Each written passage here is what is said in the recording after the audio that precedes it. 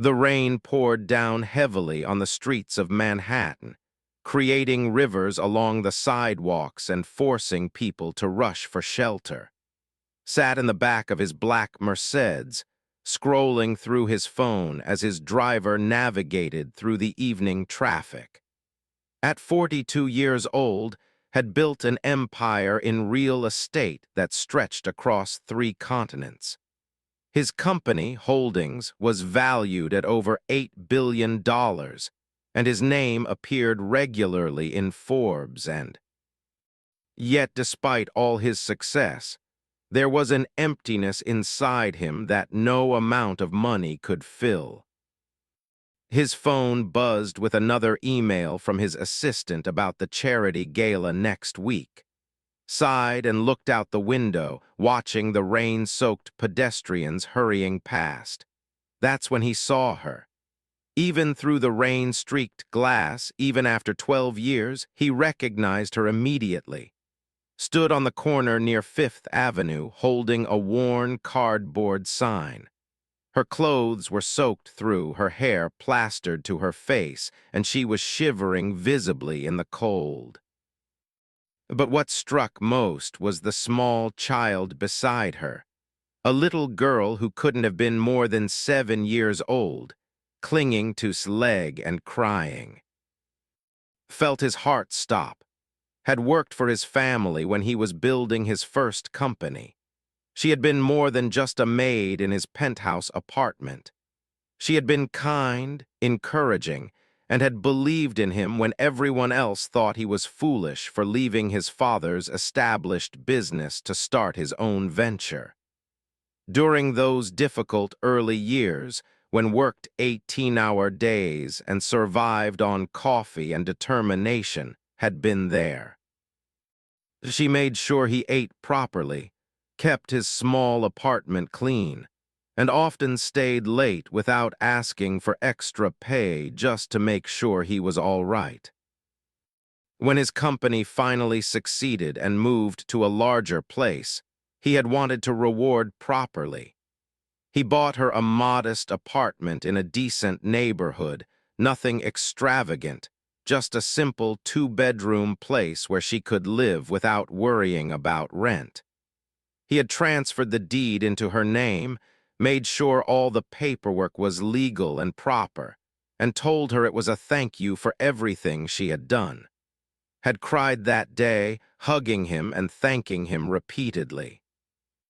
She said it was the kindest thing anyone had ever done for her. That was 12 years ago, and had lost touch with her after he expanded his business internationally and moved between New York, London, and... Now, seeing her like this, homeless and desperate on the street with a child, felt a wave of confusion and concern wash over him. Without thinking, he tapped on the partition. "Stop the car, right here, right now." His driver, Thomas, who had been with him for 8 years, immediately pulled over to the curb. Didn't wait for Thomas to open his door.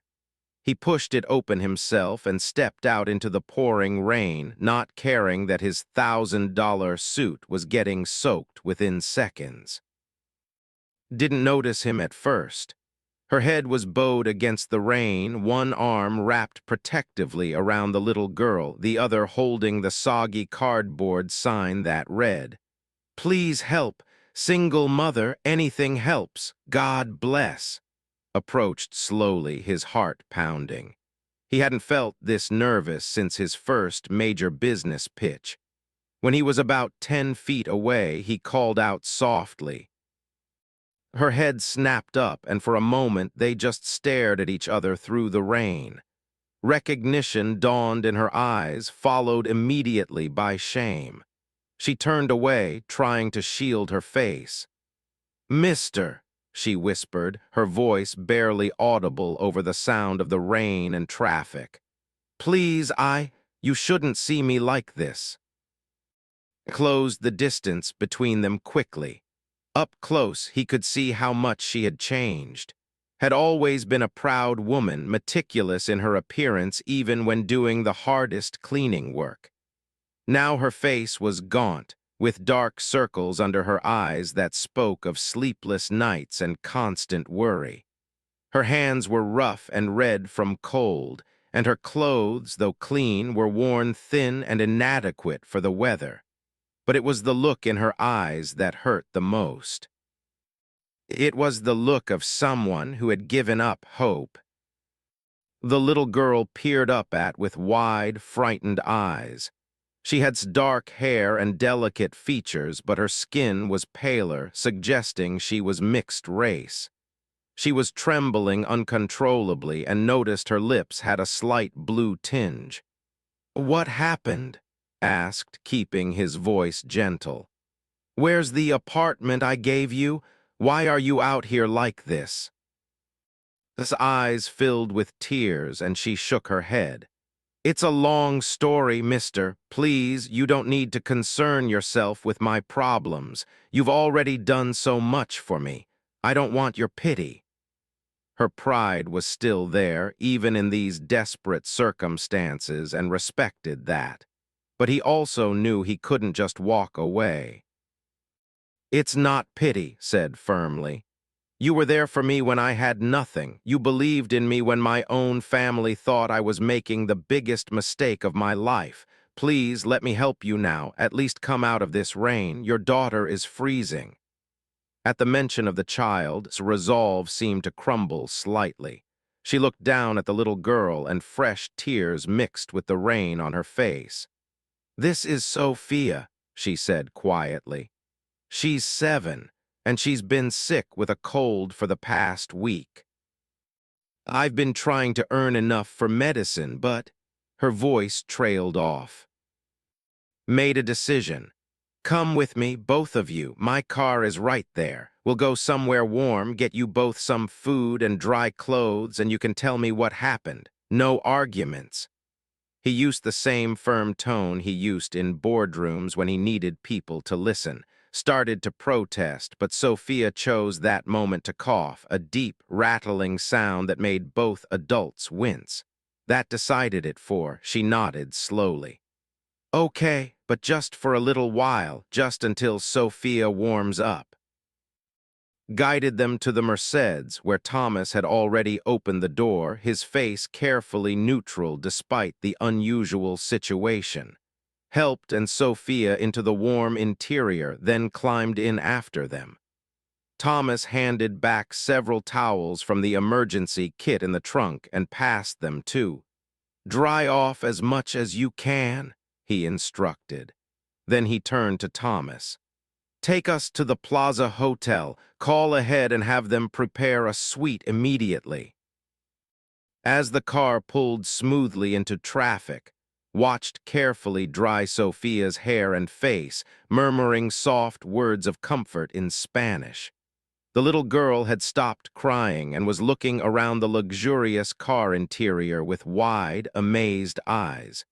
She whispered something to who gave her a tired smile and kissed her forehead. Felt a tightness in his chest. 12 years ago, he had thought he was giving security and peace of mind. Clearly, something had gone terribly wrong. The drive to the plaza took 20 minutes in the heavy traffic. Spent the time making calls, arranging for the hotel staff to have clothing in appropriate sizes ready, ordering a doctor to examine Sophia, and having his assistant prepare a credit card for some immediate needs. Sat quietly, holding Sophia close, not looking at. He could sense her discomfort and embarrassment, but he also knew she was too exhausted and worried about her daughter to argue any more. When they arrived at the plaza, led them through a private entrance to avoid the lobby. The hotel manager, who knew well from his frequent stays, was waiting with a key card and a discreet, respectful demeanor. "Everything is ready, mister," she said quietly. "Suite 2015. The items you requested have been sent up, and doctor is on his way."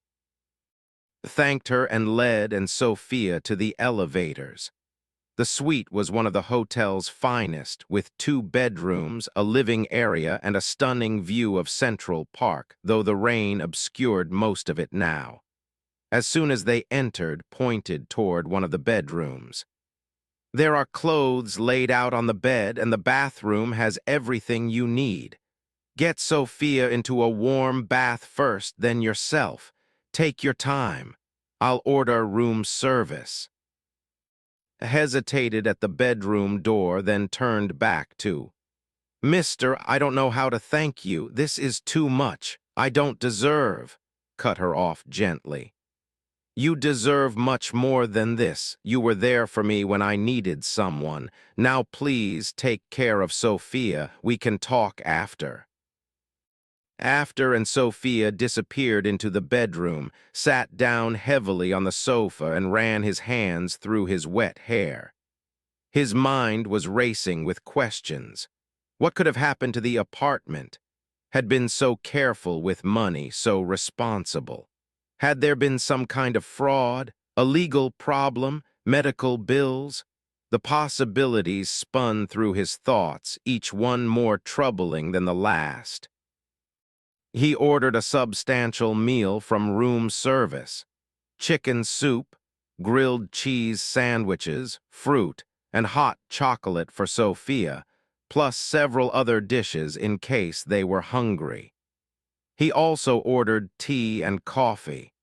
Then he called his head of security, David, and asked him to start a discreet investigation into what had happened to the property at the address he provided. David, accustomed to unusual requests from, simply confirmed he would start immediately and have preliminary information by morning. 20 minutes later emerged from the bedroom. She had bathed and changed into the simple but nice clothing the hotel had provided, jeans, a soft sweater, and comfortable shoes. Her hair was damp but clean, pulled back in a ponytail. She looked more like the woman remembered, though the exhaustion and worry were still evident in her face. Sophia is in the bath, she said quietly. She's already looking better. The warm water is helping her cough. Gestured to the sofa. Please sit down. The food should be here any minute. Sat carefully on the edge of the sofa, her hands folded in her lap. An awkward silence stretched between them. Wanted to ask questions immediately, but he also didn't want to pressure her. Finally, he simply said, I've thought about you over the years, you know, wondered how you were doing. I should have stayed in touch better. Gave him a sad smile. You were building an empire, mister. You had no obligation to keep track of your former maid. Shook his head. You were never just a maid to me. You were a friend when I desperately needed one. That matters. Before could respond, there was a knock at the door announcing room service. Let the staff in, and they efficiently set up the food on the dining table. As soon as they left, went to get Sophia. The little girl emerged wearing pajamas that were slightly too big for her, but she looked infinitely better than she had on the street. Her cheeks had color again, and though she still coughed occasionally, it sounded less severe.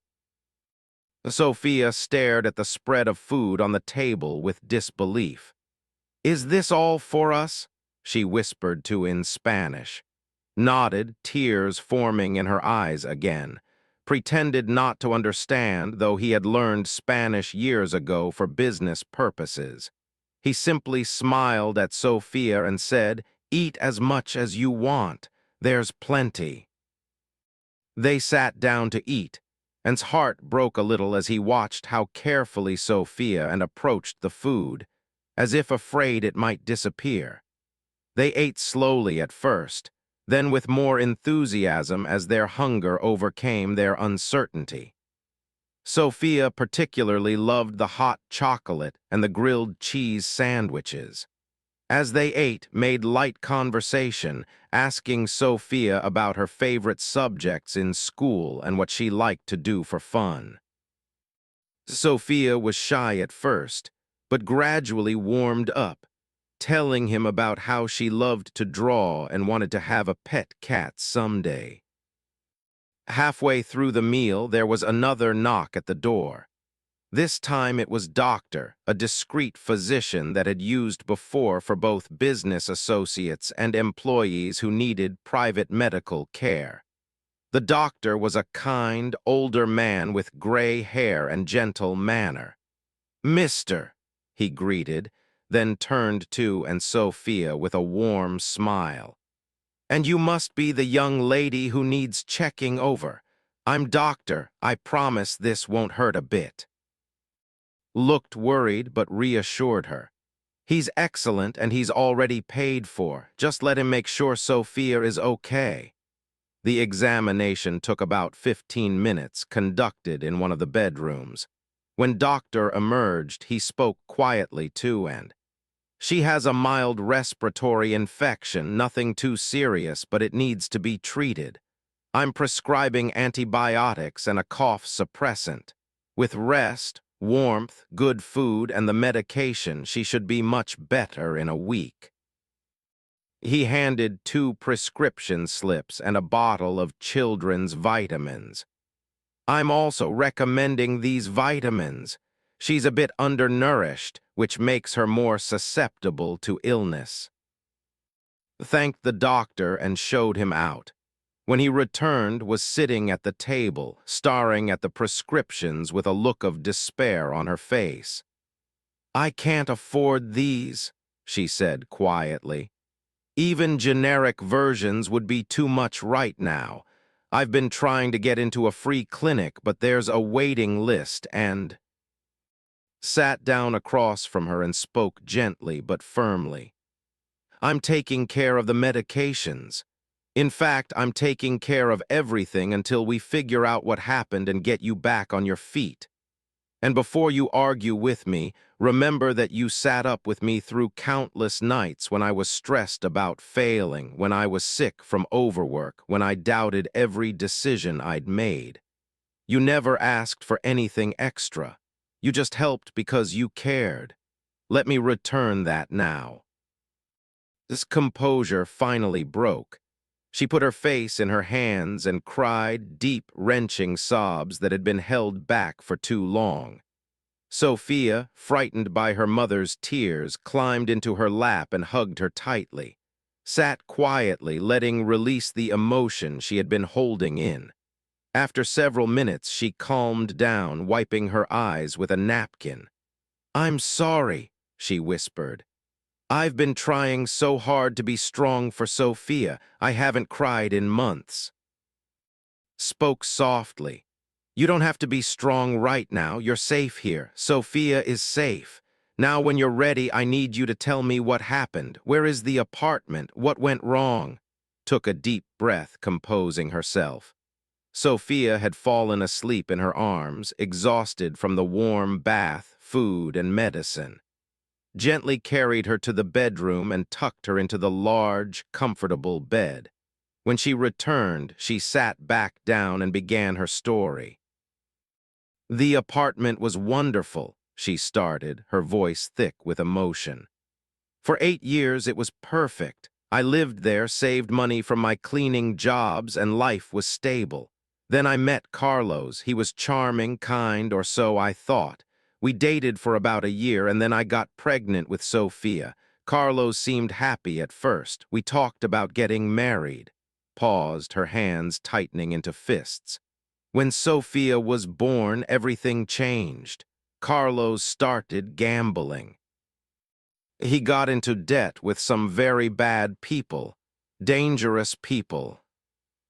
Felt anger building in his chest, but he kept his expression neutral, not wanting to interrupt story. She continued, "I didn't know how bad it was until one night when 3 men came to the apartment. They said Carlos owed them $50,000. They knew about the apartment, knew it was in my name. Carlos had told them about it. They said if Carlos didn't pay, they would take the apartment as payment instead." That's not how debt works, said, his voice hard. They can't just take property for gambling debts. It's illegal. Nodded sadly. I know that now, but at the time I was terrified. These men had guns, mister. They threatened Sophia, said they would hurt her if I didn't cooperate.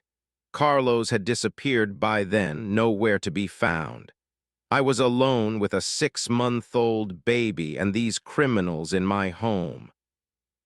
I felt his jaw clench. What did you do? They gave me papers to sign, continued, her voice barely above a whisper. They said if I signed the apartment over to them, Carlos's debt would be cleared and they would leave us alone. I was so scared, so confused. I didn't have money for a lawyer. I didn't know what to do, so I signed. They said it was a lease agreement, but it wasn't. It was a property transfer. They forged documents, made it look like I was selling the apartment for almost nothing.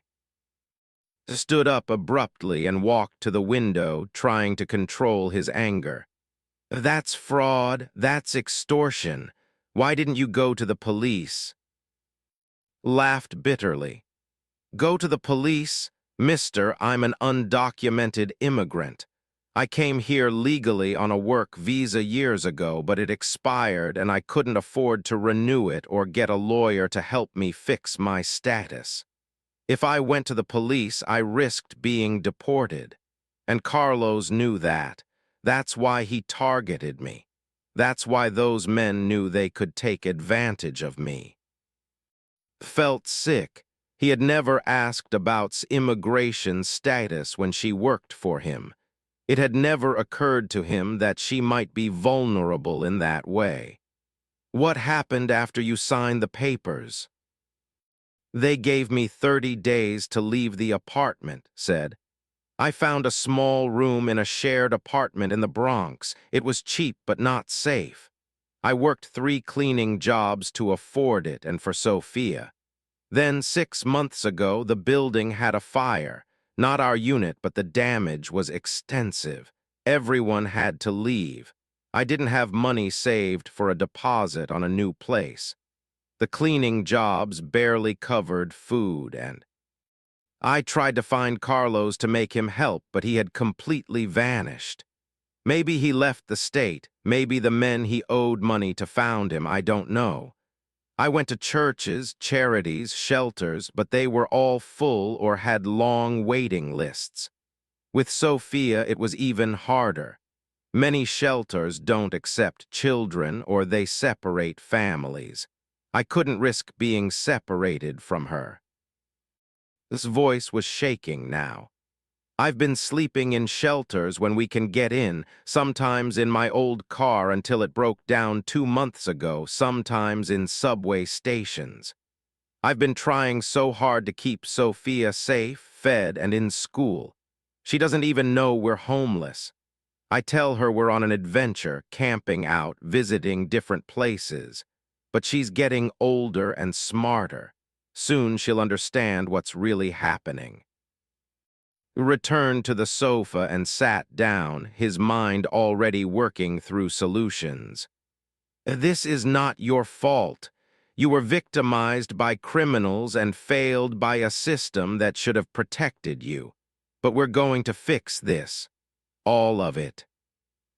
Shook her head. Mister, there's nothing to fix. The apartment is gone. I signed legal papers even if I was coerced. And my immigration status makes everything impossible. I can't get a good job without proper documentation. I can't rent an apartment without it. I've been living day to day, just trying to survive. Looked at her with determination. You helped me build the foundation of my success by believing in me and supporting me when no one else would. You gave me encouragement and kindness when I needed it most. I owe you a debt that can never be fully repaid, but I'm going to start trying right now. Tomorrow morning, you and Sophia are staying right here in this suite. You're going to rest, eat properly, and let Sophia recover from her illness. Meanwhile, I'm going to make some calls. I have lawyers who specialize in immigration law. We're going to fix your status properly and legally. I also have lawyers who deal with fraud and extortion. We're going to investigate what happened to your apartment and see if there's any way to recover it or get compensation. And regardless of what we can recover, I'm going to make sure you and Sophia have a safe, stable home. Was crying again, but this time with relief and gratitude rather than despair. Mister, I can't ask you to do all this. It's too much. You've already done so much. Smiled a real smile for the first time that evening. You're not asking, I'm offering. Actually, I'm insisting. You took care of me once. Let me take care of you now. That's what friends do. The next morning was up early, despite having stayed at the hotel overnight in the second bedroom of the suite. He had called his assistant at 6 in the morning with a long list of tasks. By 9 o'clock, he had already spoken with 3 different lawyers, started the process of investigating the property fraud, and scheduled meetings with immigration specialists. He also instructed his assistant to arrange for a child therapist to evaluate Sophia, suspecting that the trauma of homelessness, even if she didn't fully understand it, might have affected her. When woke up, she found in the living area of the suite, working on his laptop but with a pot of fresh coffee and a breakfast spread laid out on the table. Sophia was still sleeping soundly, the first truly restful sleep she had probably had in months. Walked over slowly, still wearing the pajamas the hotel had provided. "Did you sleep here?"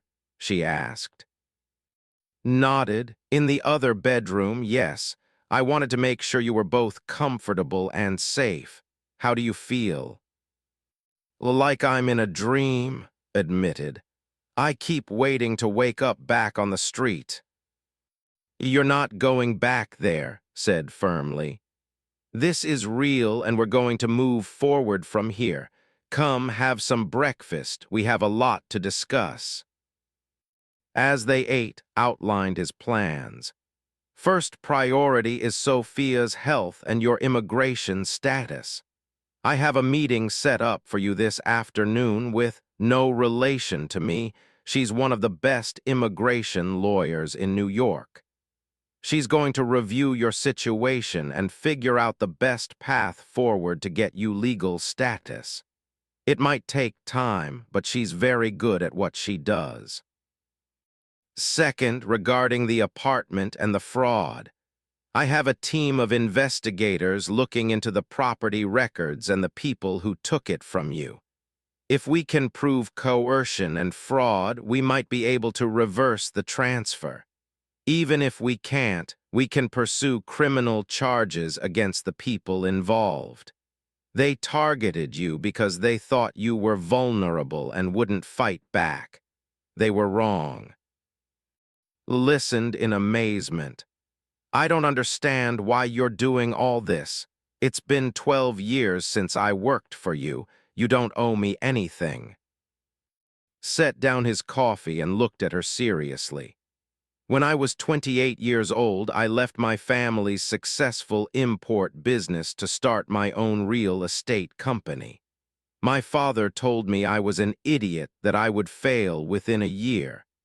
My mother cried and begged me to reconsider. My brother laughed and said I'd come crawling back. I had a tiny apartment, maxed out credit cards, and a dream that everyone said was impossible.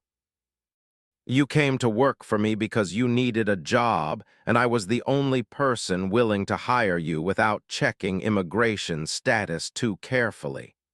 But you stayed because you saw something in me that my own family didn't see. You believed I could succeed. When I was working 18-hour days, you made sure I ate real food, not just takeout. When I was stressed and couldn't sleep, You'd sit and talk with me, telling me stories about your family in Mexico, making me laugh. When I had doubts, you reminded me why I started. You weren't just doing your job. You were supporting me as a person. That meant everything to me. When my company started making real money and I could finally afford to really thank you, buying you that apartment felt like the least I could do. Finding out that you lost it, that you've been suffering while I've been living in luxury, traveling the world, staying in five-star hotels. It makes me feel ashamed that I didn't stay in touch better.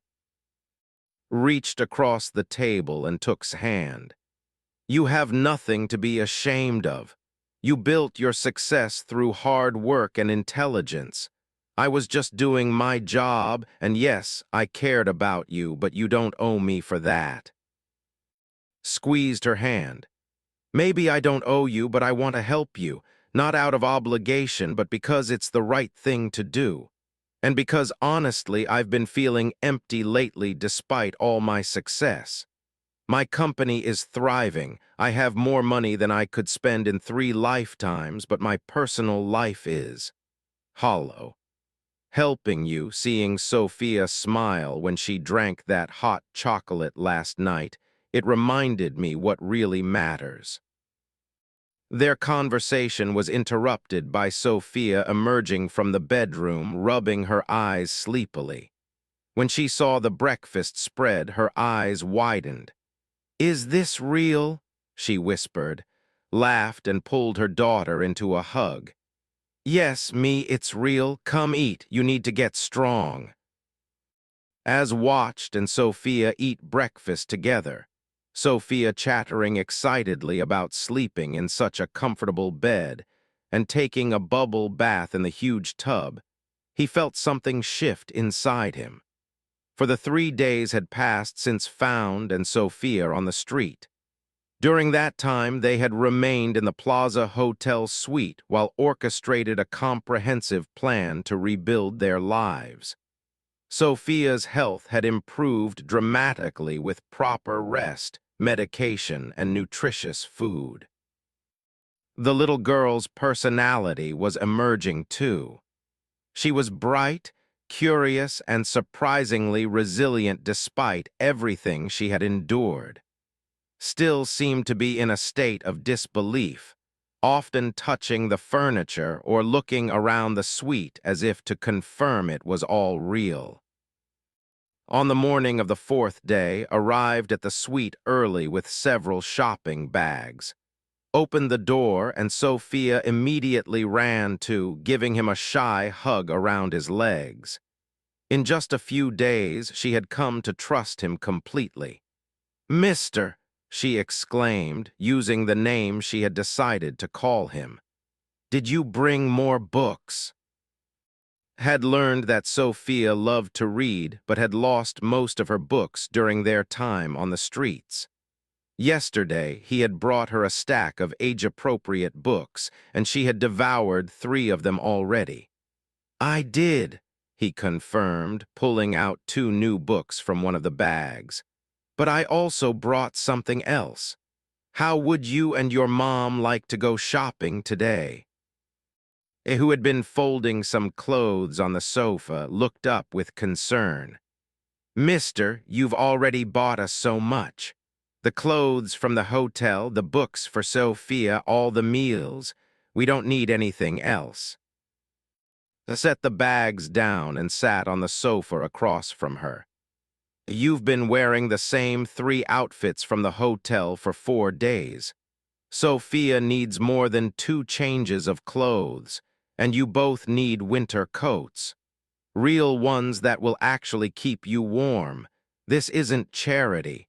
Consider it an advance on your salary." Frowned in confusion. "My salary? I don't understand." Had been thinking about this for the past 2 days. "I have a proposition for you. My main residence is a penthouse inn. It's about 4,000 square feet, and honestly, it's too big for just me. I also have a housekeeper who comes 3 times a week, but she's getting older and has been wanting to reduce her hours. I need someone to help manage the household, someone I can trust, someone who knows how I like things organized. He paused, then continued. The penthouse has a guest suite with 2 bedrooms, a private bathroom, and a small living area. It's essentially a separate apartment within the apartment. I'd like you and Sophia to move in there. You would work for me again, helping manage the household, but on a proper salary this time, with health insurance, retirement benefits, and legal employment status once we get your immigration situation resolved. Stared at him, her mouth slightly open in shock. Mister, I don't know what to say. That's incredibly generous, but I can't just accept. It's not just generosity, interrupted gently. It's practical. I'm traveling constantly for business. Sometimes I'm gone for weeks at a time. I need someone reliable to manage the property, accept deliveries, coordinate with maintenance, oversee the other staff. You did this perfectly for me 12 years ago. I trust you to do it again. Plus, Sophia would have a stable home, her own room, access to good schools in the neighborhood. Sophia, who had been looking through the new books, suddenly looked up. Mama, does that mean I get my own room? A real room that doesn't change? The hope in Sophia's voice broke something in. Tears filled her eyes as she looked at her daughter.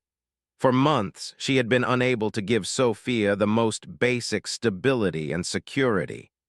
Now was offering them not just a place to stay, but a real home, a job, dignity, and a future.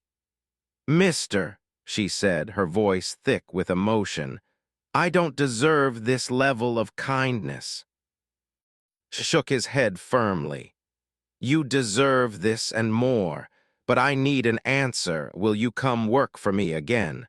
Will you let me help you rebuild your life properly this time? Looked at Sophia, who was watching her mother with wide, hopeful eyes.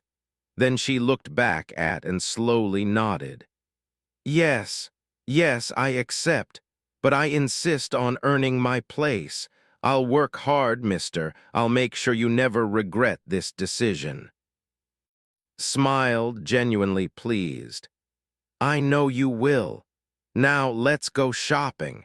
We need to get you both properly, and then I want to show you the penthouse so you can start thinking about how you'd like to arrange your space. 2 hours later, they were in one of Manhattan's upscale department stores. Had insisted on going to a place where they could get everything they needed in one location. He had also insisted that stop looking at price tags and just choose things that she liked, and that would be practical. It was harder than it sounded. Had spent so many years being careful with money, always choosing the cheapest option, that allowing herself to select quality items felt almost wrong. Sophia, however, had no such hesitation. With a child's natural enthusiasm, she picked out colorful clothes, warm sweaters, a winter coat with a fuzzy hood, new shoes that actually fit properly, and even a small backpack for school decorated with cartoon cats. Watched with amusement as the little girl's personality continued to emerge. She was funny, imaginative, and surprisingly wise for her age. While Sophia was being fitted for shoes and walked through the women's section together, kept gravitating toward the clearance racks and kept gently steering her toward higher quality items. You're going to be representing my household, he reminded her. You need professional clothing, comfortable clothes for working, and some nicer outfits for when we have events or dinners at the penthouse. Stop worrying about the cost. I selected several outfits reluctantly, still uncomfortable with spending money even though he had made it clear this was part of her employment package. As she looked through a rack of winter coats, she turned to with a serious expression. "Can I ask you something personal?" Nodded, "Of course." "Why aren't you married? Or do you have a girlfriend? I don't want to cause any complications by moving into your home with my daughter." Smiled sadly. "No wife, no girlfriend, no complications. I was engaged once about 5 years ago. Her name was Victoria. She came from a wealthy family, worked in finance, seemed perfect on paper. We dated for 2 years, and I thought I had finally found someone who understood my life." He paused, his expression darkening slightly. "Then I discovered she was only interested in my money and the status that came with being attached to me. She was cheating on me with her ex-boyfriend, who ironically was broke. When I confronted her, she didn't even deny it. She said the ex-boyfriend was for love, I was for security and lifestyle. She actually suggested we could continue with an open arrangement. I ended things immediately." Touched his arm sympathetically. "I'm sorry, that must have hurt terribly." Shrugged. "It did, but it also taught me an important lesson. Most people in my social circle are interested in what I have, not who I am. They want access to my money, my connections, my properties. Genuine relationships are rare when you're as wealthy as I am. It's one of the ironies of success that I couldn't have predicted when I was working out of that tiny apartment." "You know what I miss most?"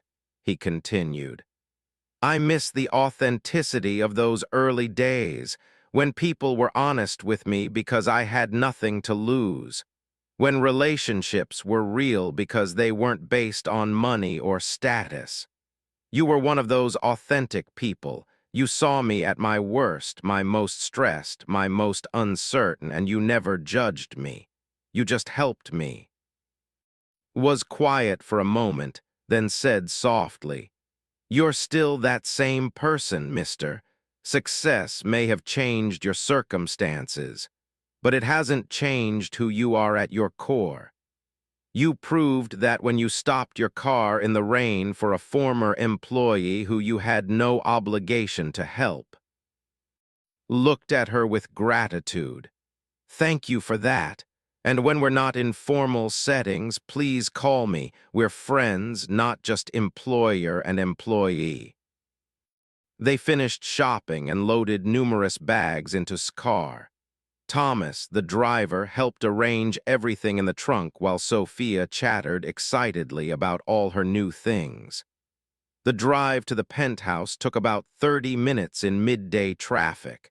During the ride, explained more about the neighborhood and the building. "It's a secure building with a doorman and security," he said.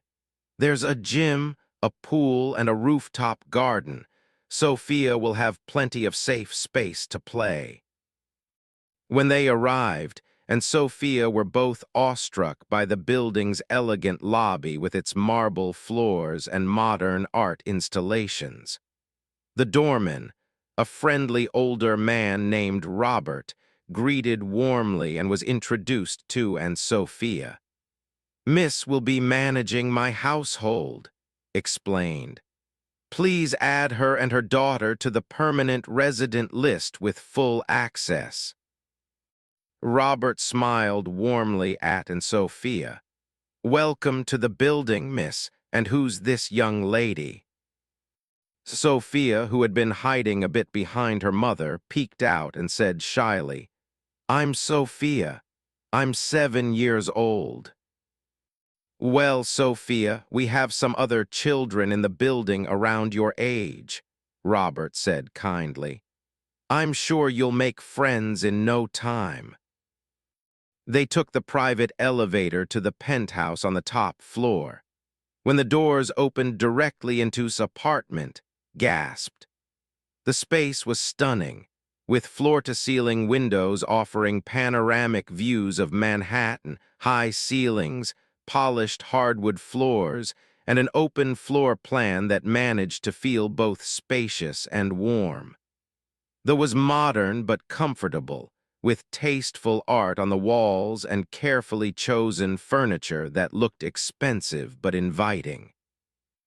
Sophia ran to the windows, pressing her face against the glass to look down at the city below.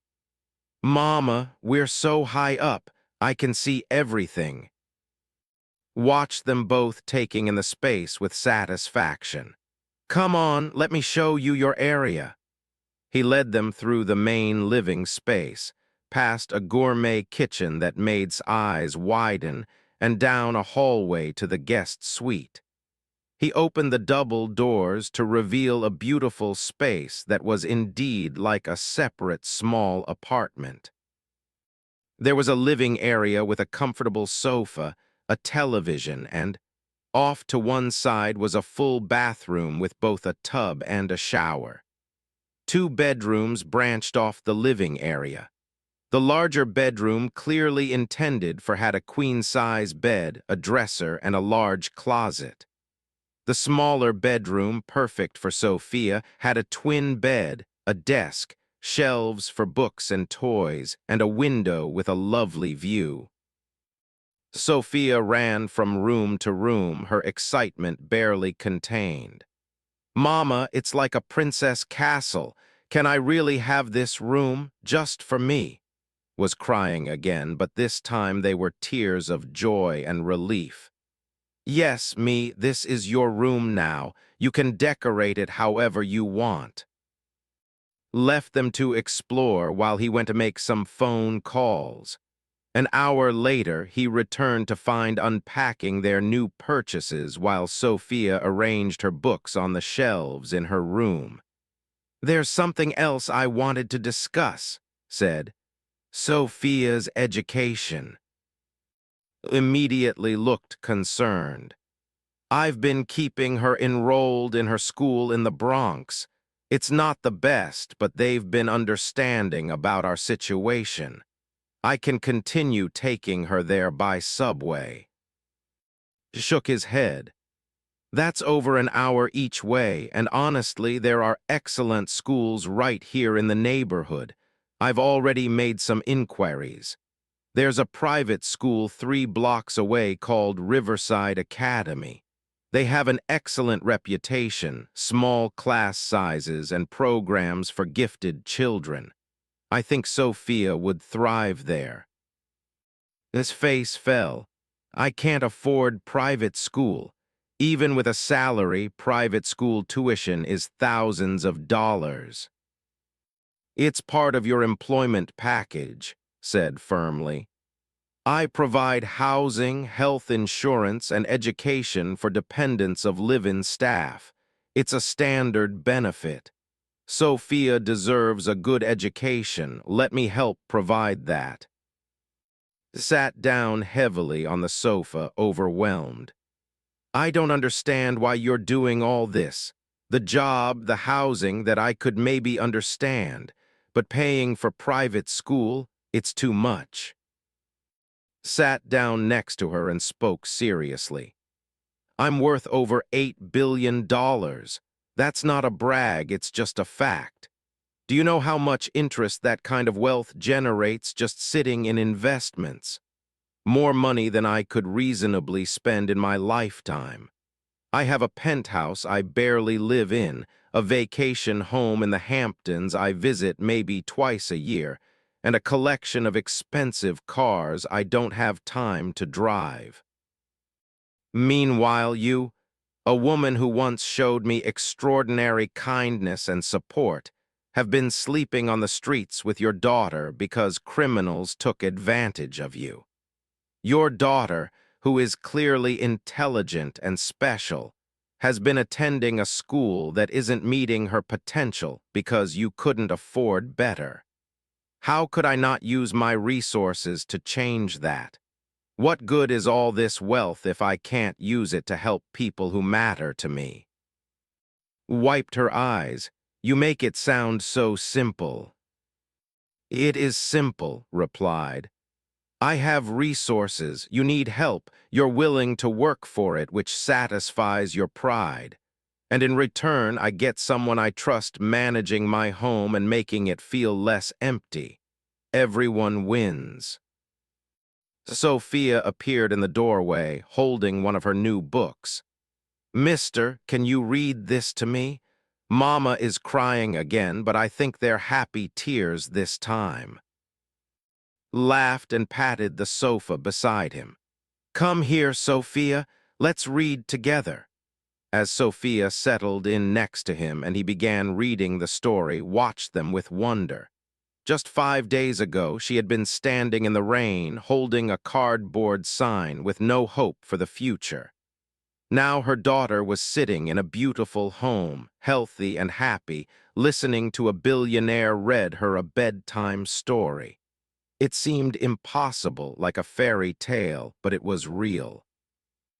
Over the next week, they settled into a routine. Took over managing the household, coordinating with the cleaning service, organizing schedule, and making the penthouse feel more like a home. She was excellent at her job, efficient and attentive to details. Had forgotten how much easier his life was when someone reliable was managing the practical aspects of daily living. Sophia started at Riverside Academy and adapted quickly. She made friends, impressed her teachers with her reading level, and came home each day full of stories about what she had learned. Watching her blossom in a stable, supportive environment confirmed belief that he had made the right decision. The meetings with the immigration lawyer were progressing well. Had reviewed case and determined that the best path forward was to apply for a U visa, which was designed for victims of crimes who had cooperated with law enforcement. Since apartment had been taken through extortion and fraud, and she was willing to testify against the perpetrators if they were caught, she qualified. The process would take time, possibly a year or more, but was confident they would succeed. Meanwhile, investigators had uncovered information about the men who had taken apartment. The property had changed hands twice since had signed it over, which would make recovery complicated, but they had identified the main criminals involved. Lawyers had filed a civil suit to recover the property and were working with law enforcement to pursue criminal charges. It was a long process, but progress was being made. One evening, about 3 weeks after, and Sophia had moved in, came home from a business trip to find the penthouse transformed. Had rearranged some furniture, added personal touches like fresh flowers and throw pillows, and somehow made the space feel warmer and more welcoming without changing anything major. Soft music was playing, and something smelled amazing from the kitchen. "What's all this?" asked, genuinely surprised. Emerged from the kitchen, wearing an apron and smiling. "Sophia and I wanted to thank you properly. We made dinner. It's nothing fancy, just some Mexican dishes my mother taught me to cook. I hope you're hungry." Realized he was very hungry. He had eaten nothing but airport food and business lunch all day. "It smells incredible. Let me change and I'll be right there." Dinner was one of the best meals had eaten in years. Had made chicken enchiladas, rice, beans, and a fresh salad. Sophia proudly announced that she had helped make the tortillas from scratch. As they ate together at the dining table, with Sophia chattering about her day at school and sharing funny stories about mix-ups with the building's maintenance staff, felt something he hadn't felt in his own home in years: contentment. After dinner, while Sophia did her homework in her room, helped clean up the kitchen. "You didn't have to do all this," he said as he dried dishes. "Cooking dinner wasn't part of your job description." Smiled, "I know, but I wanted to. You've given us so much, not just the job and the housing, but hope." Sophia is thriving. She's happy for the first time in a year. She has nightmares sometimes, dreams about being cold and hungry, but they're getting less frequent. She feels safe here. We both do. Set down the dish he was drying and looked at seriously. "You know, since you and Sophia moved in, this place actually feels like a home instead of just an expensive place where I sleep between business trips. I come back from meetings looking forward to getting here, to seeing you both, to hearing about Sophia's day. I didn't realize how isolated I had become until you showed me what I was missing." I studied his face. "You're lonely, aren't you? Even with all your success and all the people around you at work." Nodded slowly. "I am. Most of my relationships are transactional, business partners, clients, associates who want something from me. I have friends, I suppose, but most of them are also in the same wealthy, isolated bubble.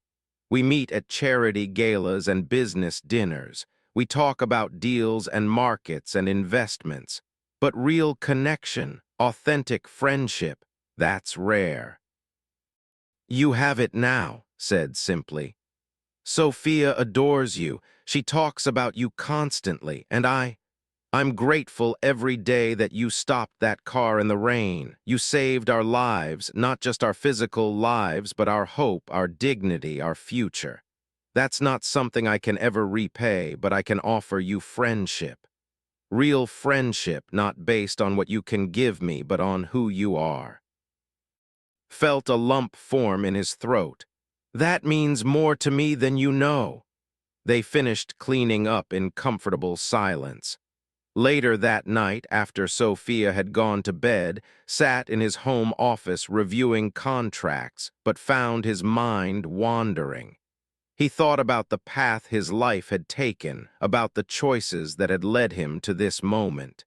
He had achieved everything he had set out to accomplish in business.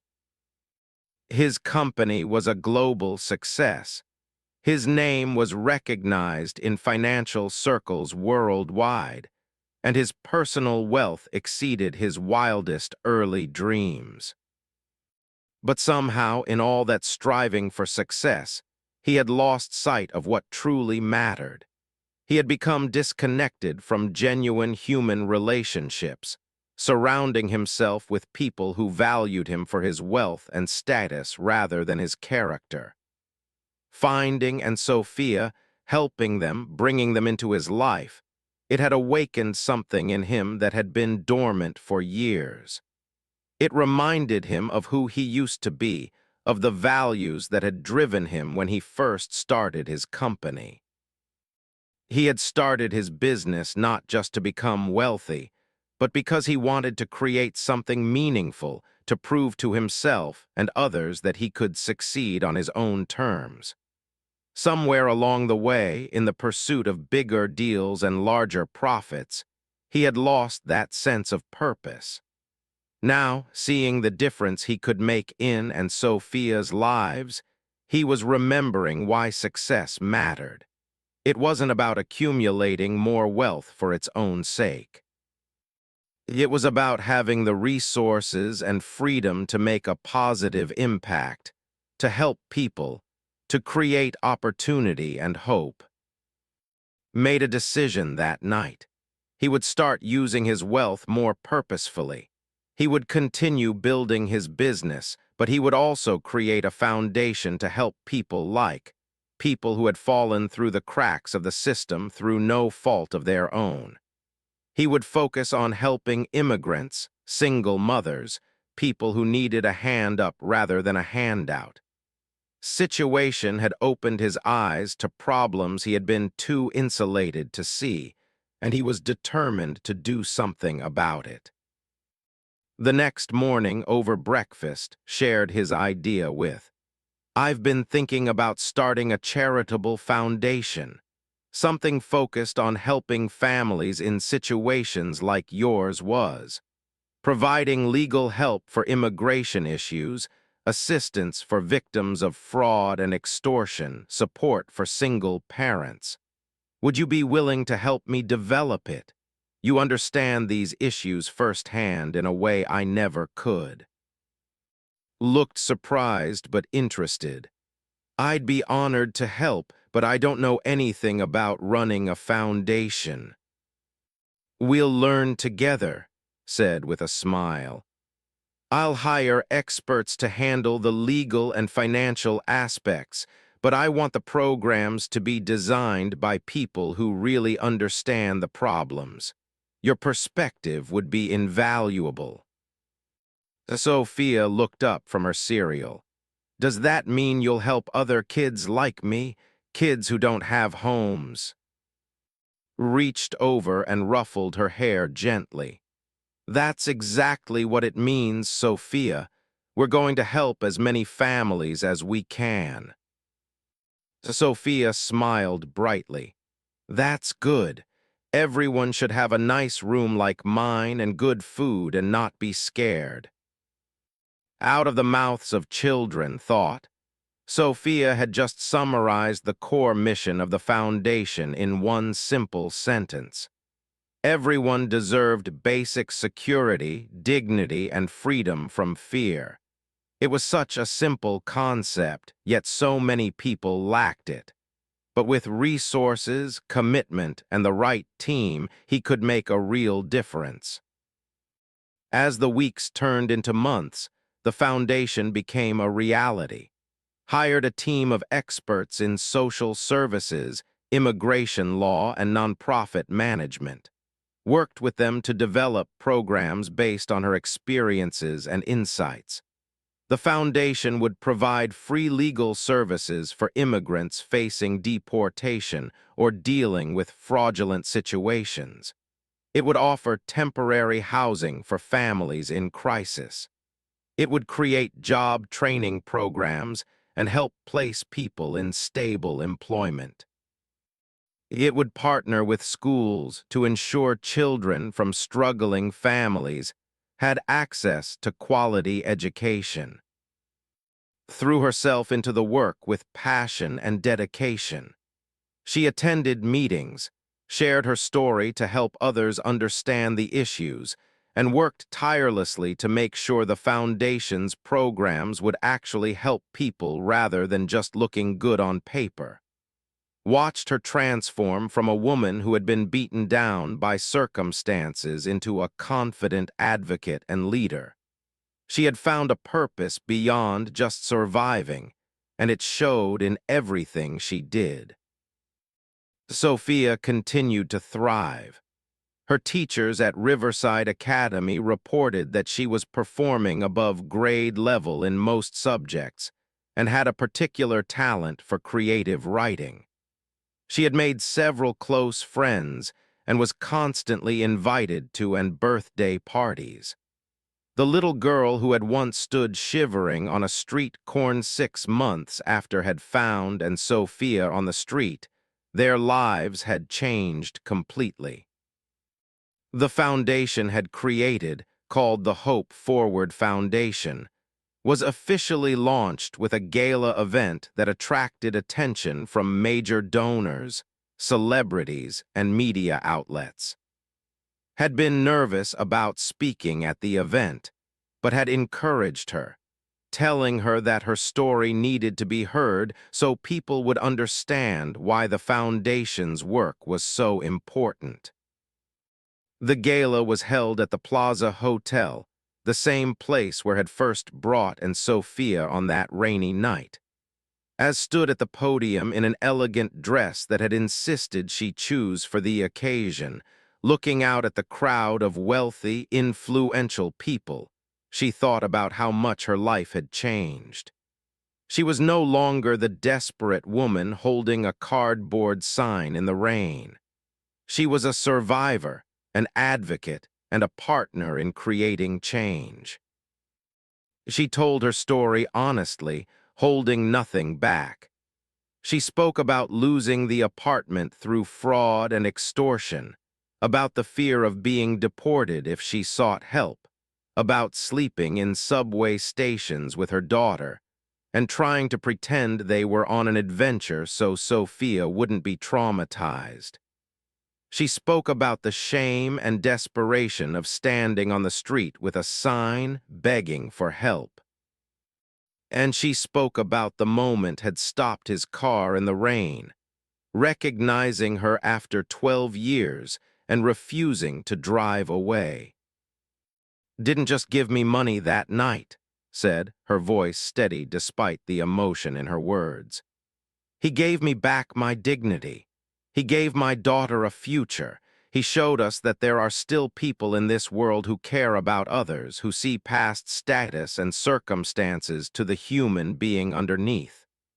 The Hope Forward Foundation exists because understands that so many people are one crisis away from losing everything, and that with the right support, they can rebuild and thrive." The audience gave her a standing ovation. Several people were openly crying. After the formal presentations, numerous donors approached to thank her for sharing her story and to promise their support for the foundation. Stood to the side, watching with pride. Had found her voice and her purpose, and she was using both to help others. During a quiet moment later in the evening and stood together by the windows overlooking Central Park.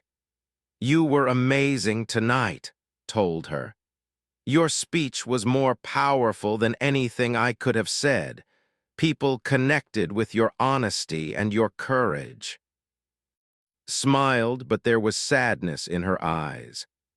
"I keep thinking about all the other out there right now, standing on street corners in the rain, holding signs, hoping someone will stop and help. We can't save everyone, can we?" He shook his head. "No, we can't save everyone, but we can save some.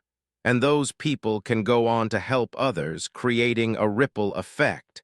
You're proof of that. Look at what you're doing now, helping design programs that will assist hundreds of families. That's the power of giving someone a chance to rebuild." Their conversation was interrupted by Sophia, who had been allowed to attend the gala for a short while before being taken home by a babysitter. She ran up to them in her pretty dress, her eyes shining with excitement.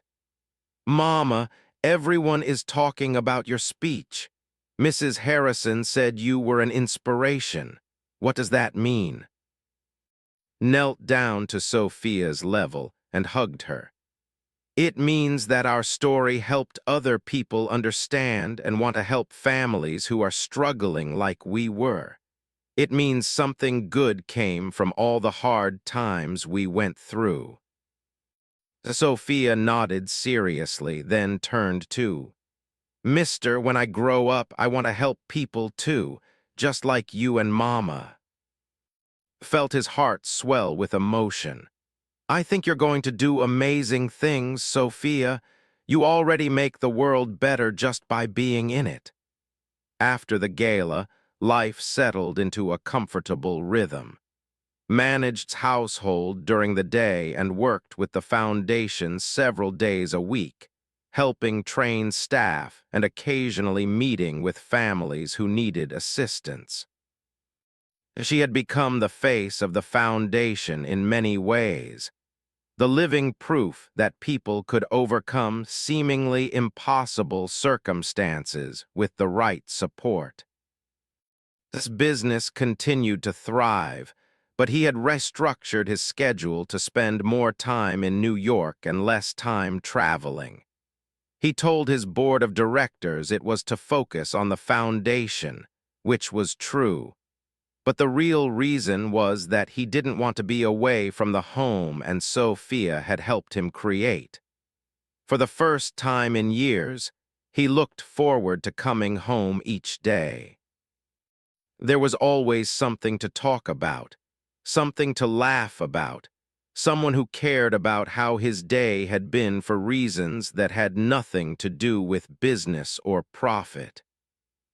Sophia was excelling in school and had developed a close friendship with another girl in her class named Emma, whose family lived in the same building. The two girls were inseparable, often doing homework together and having sleepovers, had become friendly with Emma's mother, Rachel, and the two women often had coffee together while the girls played. It was the kind of normal, stable life had dreamed about but never thought she would have.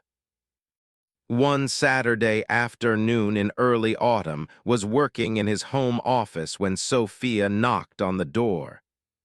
"Mister, can I talk to you about something?" she asked, her expression unusually serious for an 8-year-old. He closed his laptop and gave her his full attention. "Of course, come in and sit down. What's on your mind?" Sophia climbed into the chair across from his desk, her feet dangling above the floor. "I was talking to Emma about families. She has a mom and a dad and a little brother. I just have Mama. I used to have a father, but Mama says he went away and we don't know where he is." Felt a protective instinct rise up.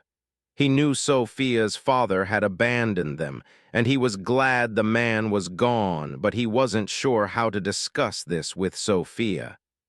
"That must be confusing for you," he said carefully. "Do you miss having a father?" Sophia shook her head. "I don't remember him very much. I was too little. But sometimes I wish I had a dad like Emma does, someone to play with and read stories and help with homework." She paused, looking down at her hands.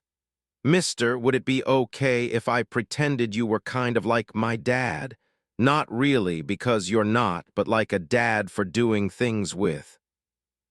Felt a lump form in his throat. Over the past 6 months, he had grown to love Sophia like she was his own daughter. She had brought joy and laughter into his life in a way nothing else ever had. But he had been careful not to overstep boundaries, not to try to take a parental role that wasn't his to claim. Now, Sophia herself was asking for that relationship, and it touched him deeply. "Sophia, I would be honored if you thought of me that way," he said, his voice thick with emotion. "I care about you very much, you and your mama both. You've made my life so much better just by being in it. If you want to think of me as someone like a dad, I'm very happy about that." Sophia smiled, a genuine, happy smile that lit up her whole face. "Good, because I already kind of did, but I wanted to make sure it was okay. Emma said I was lucky to have you even if you're not really my dad because you're nicer than her dad sometimes." Laughed. "Well, tell Emma I said her dad is probably pretty great too, but I appreciate the compliment. Now, was there something you wanted to do together?" "Can we go to the park? Mama is taking a nap because she has a headache, and I don't want to wake her up, but it's so nice outside." Checked his watch. It was a beautiful autumn afternoon, and his work could wait. "Absolutely. Let's go. Should we take our bikes?" Had bought bikes for all three of them, and Central Park was perfect for cycling on weekend afternoons. They left a note for and headed down to the building's bike storage. As they cycled through Central Park with Sophia slightly ahead of him, laughing as she navigated the paths, reflected on how much his priorities had shifted. 6 months ago, he would have considered it impossible to take a Saturday afternoon off just to ride bikes with a child. Work had consumed his life completely. Now work was important, but it wasn't everything. This was important too, maybe more important. They stopped for ice cream at a vendor near the Bethesda fountain. As they sat on a bench eating their cones and watching people pass by, Sophia said thoughtfully, "Mister, do you think you'll ever get married and have kids of your own?" It was an innocent question, but it struck at something had been thinking about lately. "I don't know," he answered honestly. "I tried once to find the right person, but it didn't work out. Sometimes I think maybe I'm just meant to focus on my work and the foundation. But other times I think it would be nice to have a real family." Sophia licked her ice cream thoughtfully. "Mama is very pretty, don't you think? And she's really smart. She helps me with my homework and she knows everything, and she makes the best food. Emma's mom said our house always smells delicious when she visits." Smiled, recognizing where this was going. Children could be very transparent in their matchmaking attempts. "Your mama is all those things and more. She's an amazing woman." "And you're really nice and smart, too," Sophia continued. "And you're not boring. Emma says her dad is boring because all he talks about is golf and his job. You talk about interesting things, and you're funny sometimes." "Thank you, Sophia. That's very kind of you to say." Sophia finished her ice cream and looked at very seriously. "So maybe you and Mama could get married. Then we would be a real family, and you wouldn't have to pretend to be kind of like my dad. You would be my dad for real." His heart clenched. He had thought about often over the past months, but not in a romantic way. Or at least, he had been telling himself it wasn't romantic. He had convinced himself that his feelings were just gratitude and friendship, that he enjoyed having her and Sophia in his life, but nothing more. Now, hearing Sophia's innocent suggestion, he realized he had been lying to himself. He did have feelings for her.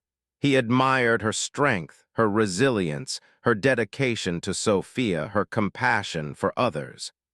He loved the way she laughed at his jokes, the way she challenged him when she disagreed with his ideas for the foundation, the way she had transformed his cold penthouse into a warm home. He looked forward to seeing her every day. He found himself thinking about her during business meetings. He felt protective of her, not in a patronizing way, but in the way someone cares about a person who matters deeply to them. But the situation was complicated, worked for him. She and Sophia lived in his home. The power dynamic was inherently unequal. What if he expressed his feelings and she felt obligated to reciprocate because he was her employer and benefactor? What if pursuing a relationship ruined the comfortable, happy dynamic they had established? What if it went wrong and Sophia had to leave, losing the stability and security they had finally found? Sophia said carefully, "Relationships are complicated. Your mama and I are friends and we work together and we all live together happily. Adding romance into that could make things more difficult. What if we tried and it didn't work out?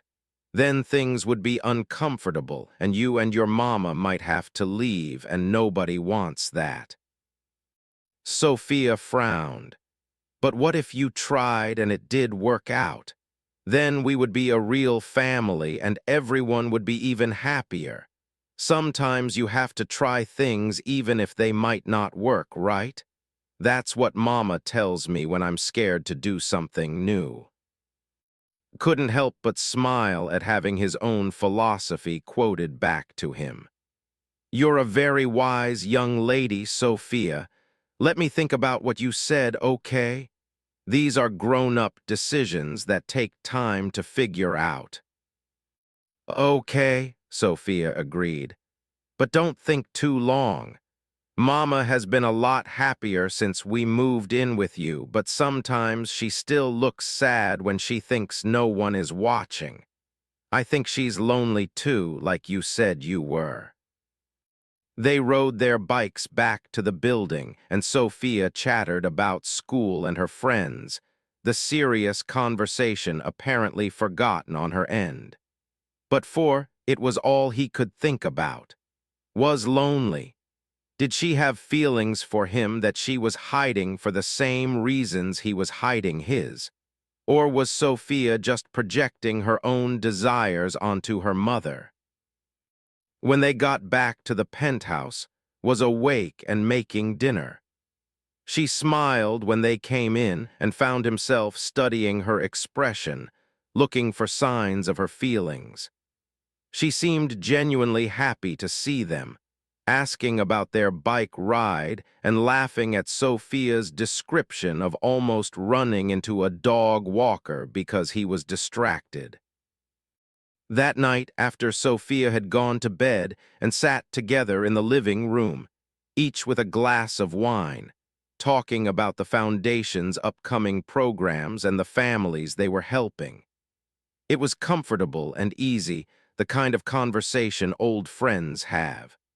But found himself of presence, the way she tucked her legs under her on the sofa, the way her eyes lit up when she talked about a family they had helped find stable housing, the way she absently pushed her hair behind her ear when she was thinking.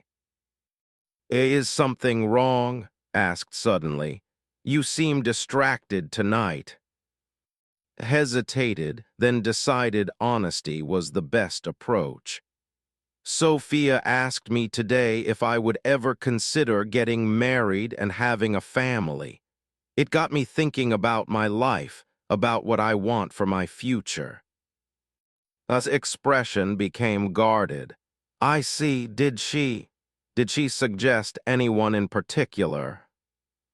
I smiled despite his nervousness. "She may have mentioned that you're very pretty, smart, and make excellent food.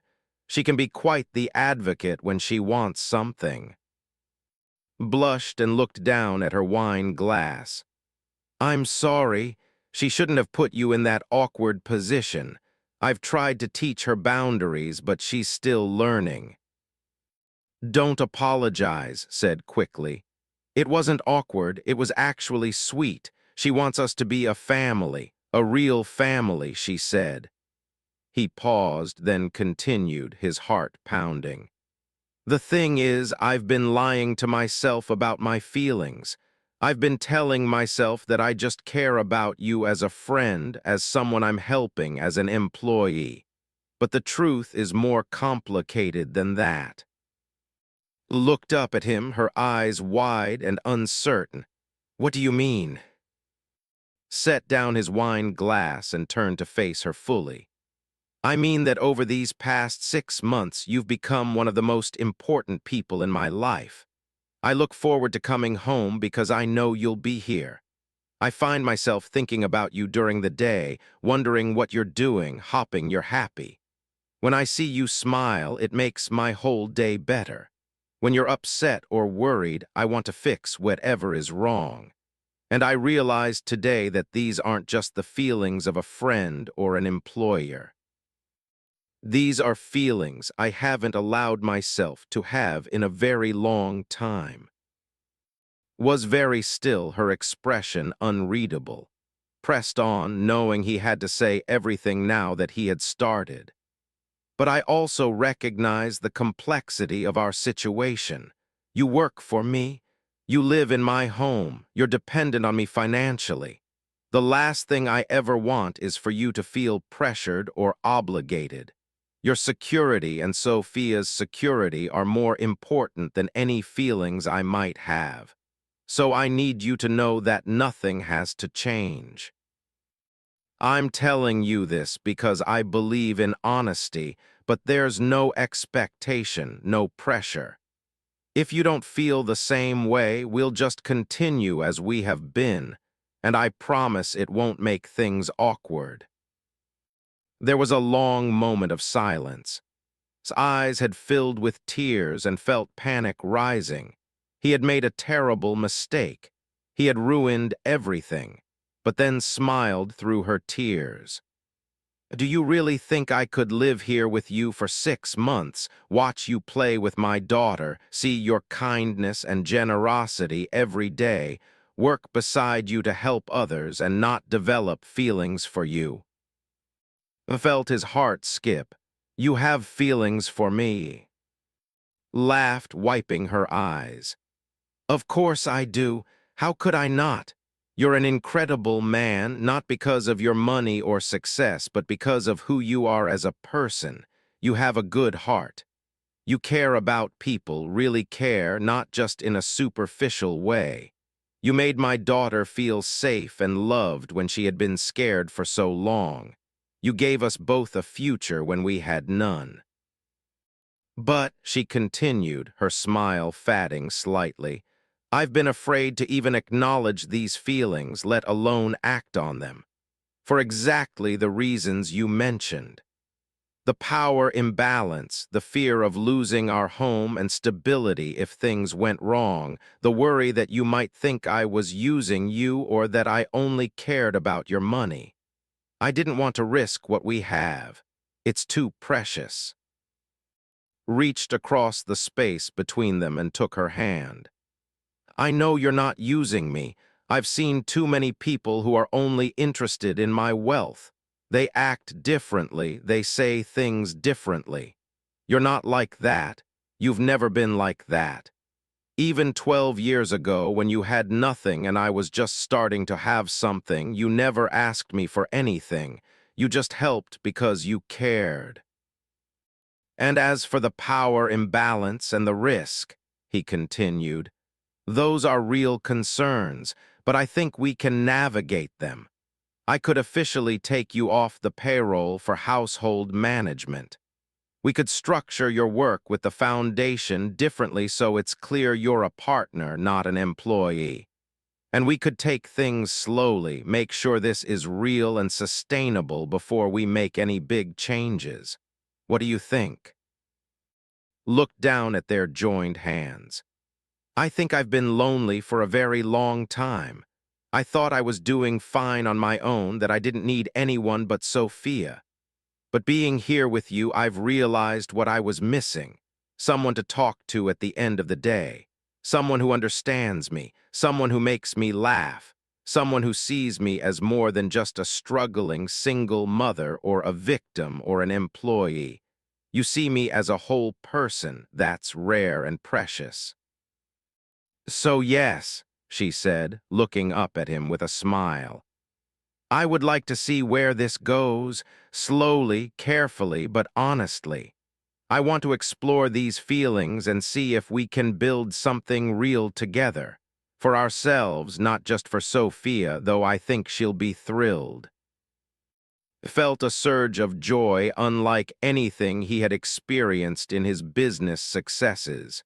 This was different, personal, profound. "I want that too, more than I've wanted anything in a long time." They sat together on the sofa, hands joined, talking late into the night about their hopes and fears, their past relationships and future dreams. They agreed to take things slowly, to not tell Sophia right away until they were sure this was working, to maintain appropriate boundaries while they figured out their relationship. It was mature and responsible, but beneath the practical planning was an undercurrent of excitement and possibility that neither of them could deny.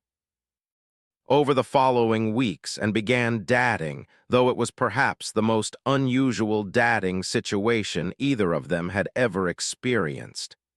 They went out to dinner together, but then came home to the same apartment. They held hands in movie theaters and kissed goodnight at its bedroom door, but maintained separate spaces. They texted each other throughout the day like new couples do, despite living in the same house. Sophia, who was remarkably perceptive for her age, noticed the change almost immediately. "Are you and Mama dadding now?" she asked one morning at breakfast, her tone matter-of-fact. And exchanged glances. They had planned to wait to tell her, but apparently that was unnecessary. "How did you know?" asked. Sophia rolled her eyes in the way only an 8-year-old can. "Because you smile at each other all the time now, and you hold hands when you think I'm not looking, and Mama sings in the morning, which she only does when she's really happy. So, are you dadding?" Laughed and pulled Sophia onto her lap. "Yes, we are. Is that okay with you?" Sophia's face broke into a huge grin. "Are you kidding? It's the best thing ever. Does this mean you're going to get married and Mister will be my real dad?" "Slow down," said, though he was smiling. "We're taking things one step at a time. But yes, we're dadding and seeing if we want to build a future together. Your opinion matters a lot to both of us, though. If you ever feel uncomfortable or left out or like things are changing too much, I need you to tell us, okay?" Sophia nodded seriously. "I will, but I think it's perfect. We're already like a family. Now we're just making it official." The relationship deepened naturally over the following months, and discovered nearly a year had passed since Found and Sophia on that rainy street corner. The Hope Forward Foundation was thriving, having already helped over 200 families find stable housing, legal assistance, and employment. This U-Visa application had been approved, giving her legal status in the United States and a path to permanent residency.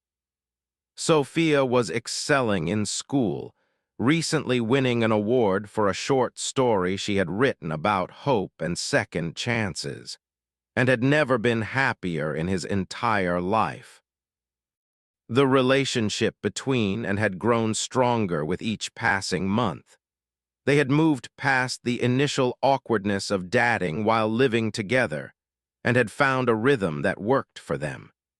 They spent evenings cooking together, weekends exploring the city with Sophia, and quiet moments after Sophia went to bed talking about everything from philosophy to their dreams for the future. Had never felt so comfortable with anyone, so able to be completely himself without pretense or performance. One Saturday morning in early spring, woke up with nervous energy. He had been planning this day for weeks, consulting with Sophia to make sure she approved of his plans. He had bought a ring 3 weeks ago, a beautiful but not ostentatious diamond that he thought matched style, elegant, timeless, and understated. He had been carrying it with him everywhere, waiting for the right moment, but Sophia had finally convinced him to just make a moment rather than waiting for a perfect one. "Mister," Sophia had said with the exasperation only a 9-year-old could muster, "if you wait for the perfect moment, you'll be waiting forever. Just ask her already. She's going to say yes. Anyone can see how much she loves you." So had planned a simple but meaningful day. He made breakfast for everyone, which was rare since usually took charge of meals. Pancakes with fresh berries, bacon, and fresh squeezed orange juice. When and Sophia emerged from their rooms, both still in pajamas, they were surprised to find the table set and food waiting. "What's the occasion?" asked, smiling as she poured herself coffee. "Can't I just make breakfast for my favorite people?" replied, trying to keep his voice casual despite his nerves. Sophia caught his eye across the table and gave him an encouraging thumbs up when wasn't looking. The gesture made smile despite his nervousness. After breakfast, he suggested they spend the day at the Brooklyn Botanic Garden. The cherry blossoms were in full bloom, and he knew loved flowers. She had been talking about wanting to see the cherry blossoms for weeks, but kept putting it off because of work commitments. The garden was spectacular, with thousands of cherry trees in full pink and white bloom creating a canopy of flowers. Families walked the paths, children ran and played, couples took photos together. It was the perfect spring day, warm but not hot, with a gentle breeze that sent cherry blossom petals drifting through the air like snow. Sophia was in charge of the plan, as she had insisted. She had helped coordinate everything, including bringing along her camera to practice her photography skills, which was actually her cover for documenting the proposal. As they walked through the garden, admiring the flowers and taking turns posing for photos, felt the ring box burning in his pocket. They found a quiet spot near a small pond surrounded by cherry trees. Sophia immediately declared she wanted to explore the water's edge to look for frogs and darted away, giving and a few minutes alone. It wasn't actually part of the plan, but Sophia was improvising well.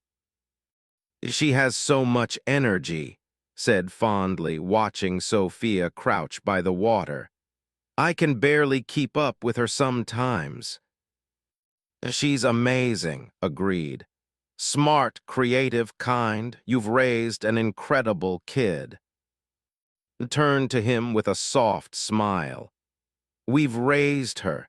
This past year, you've been as much a parent to her as I have. She adores you. Thank you for being so good to her." This was the moment. Took a deep breath, reached for his hand, and led her to a bench beneath a particularly beautiful cherry tree. "I need to talk to you about something important." His expression shifted to concern. "Is everything okay? You seem nervous." "Everything is perfect," assured her. "Actually, that's what I want to talk about. This past year has been the best year of my life, not because of any business success or financial achievement, but because you and Sophia have been in it. You've changed everything for me. You've reminded me what really matters. You've shown me what it means to have a real home, a real family." His eyes were starting to shine with tears. "Let me finish," he said gently, squeezing her hand. 12 years ago, you believed in me when I was nobody. You supported me through the hardest period of my life. Then I lost touch with you, and I regret that. But fate or luck or divine intervention, whatever you want to call it, gave us a second chance. When I saw you on that street corner, cold and desperate, I knew I had to help you. But I never imagined how much you would end up helping me in return.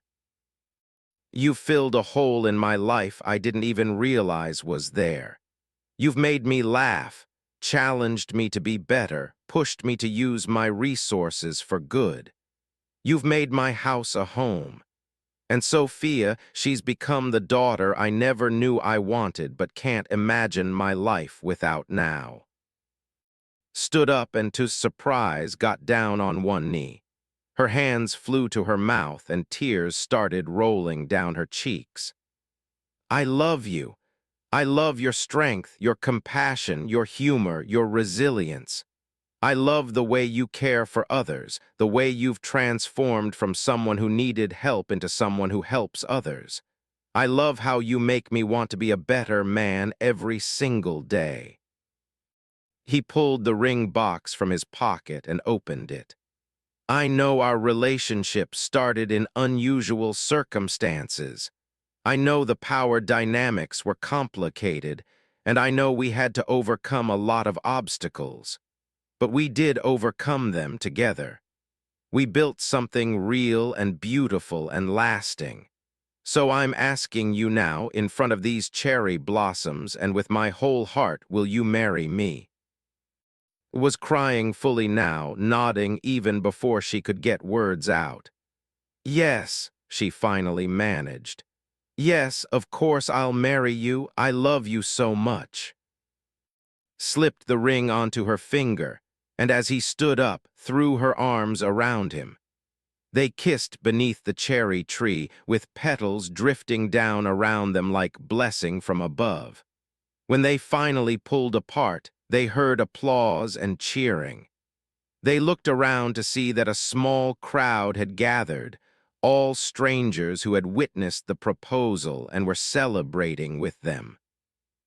But the loudest cheering came from Sophia, who had apparently abandoned her frog hunting to watch from a discreet distance. She was jumping up and down, clapping her hands, her face split by the biggest smile either of them had ever seen. She ran over and crashed into both of them, hugging them around their waists. I knew you'd say yes. I told Mister you would. Can I call you Dad now, please? Knelt down to Sophia's level, his own eyes wet with happy tears. I would be honored if you called me Dad. You've been my daughter in my heart for a long time now. I love you, Sophia. Sophia hugged him tightly. I love you too, Dad. This is the best day ever. The rest of the day was a blur of happiness. They celebrated with lunch at Sophia's favorite restaurant, then ice cream in Central Park, then dinner at a nice restaurant where the staff congratulated them and brought complimentary champagne. Sophia couldn't stop looking at the ring on her mother's finger or referring to as Dad at every opportunity. Couldn't stop smiling even when she cried happy tears, and felt a sense of completeness he had never experienced before. That night, after Sophia had finally gone to bed, practically vibrating with excitement about having a dad and planning the wedding, and sat together on the sofa, his head resting on his shoulder, both of them looking at the ring on her finger. I can't believe this is real, said softly. A year ago, I was homeless and hopeless. Now I'm engaged to the most wonderful man I've ever known. Sophia is thriving, and we have a beautiful life ahead of us. It's real, assured her, and it's forever, I promise you that. I believe you, said, but I want to talk about something, the foundation. After we're married, I want to be more involved, not just as someone who shares her story or advises on programs. I want to really work to help run it. I have my legal status now. I have stability. I want to use my experience to help more people. Smiled. I was hoping you'd say that. I've been thinking about creating a director position focused on client services and program development. Someone who understands the issues from personal experience and can make sure we're really helping people, not just running programs that look good on paper. Would you be interested?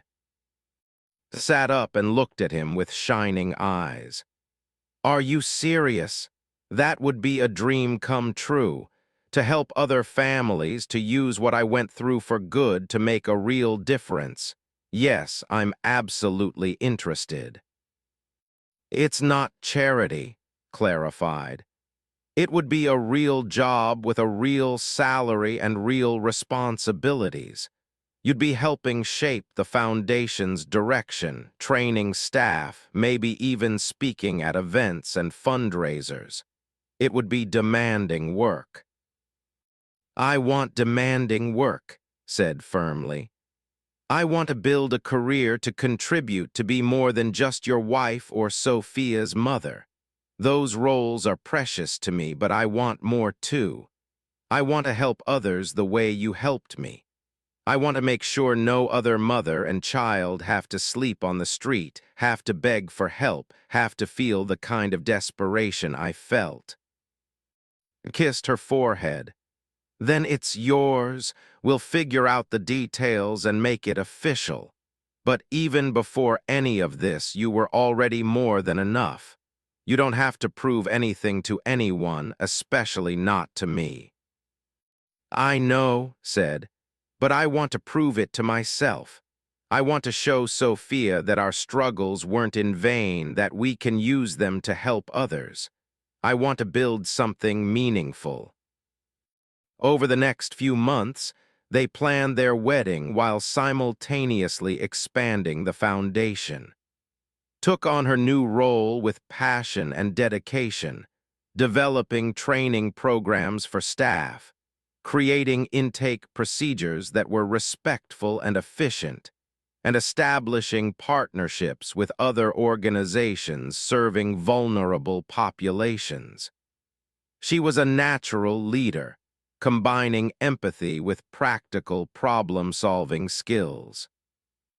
The wedding was planned for early autumn, giving them 6 months to prepare.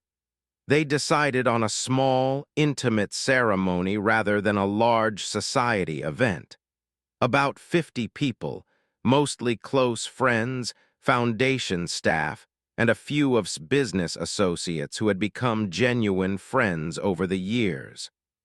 Sophia would be the flower girl, of course, and insisted on helping choose every detail of the wedding.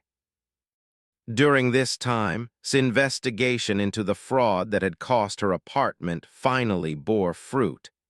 His lawyers had tracked down 2 of the 3 men who had coerced into signing over the property. They had been arrested on multiple charges of extortion, fraud, and racketeering. It turned out wasn't their only victim. They had targeted numerous immigrants and vulnerable people over the years.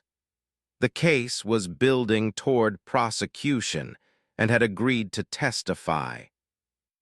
Carlos, Sophia's biological father, had never been found.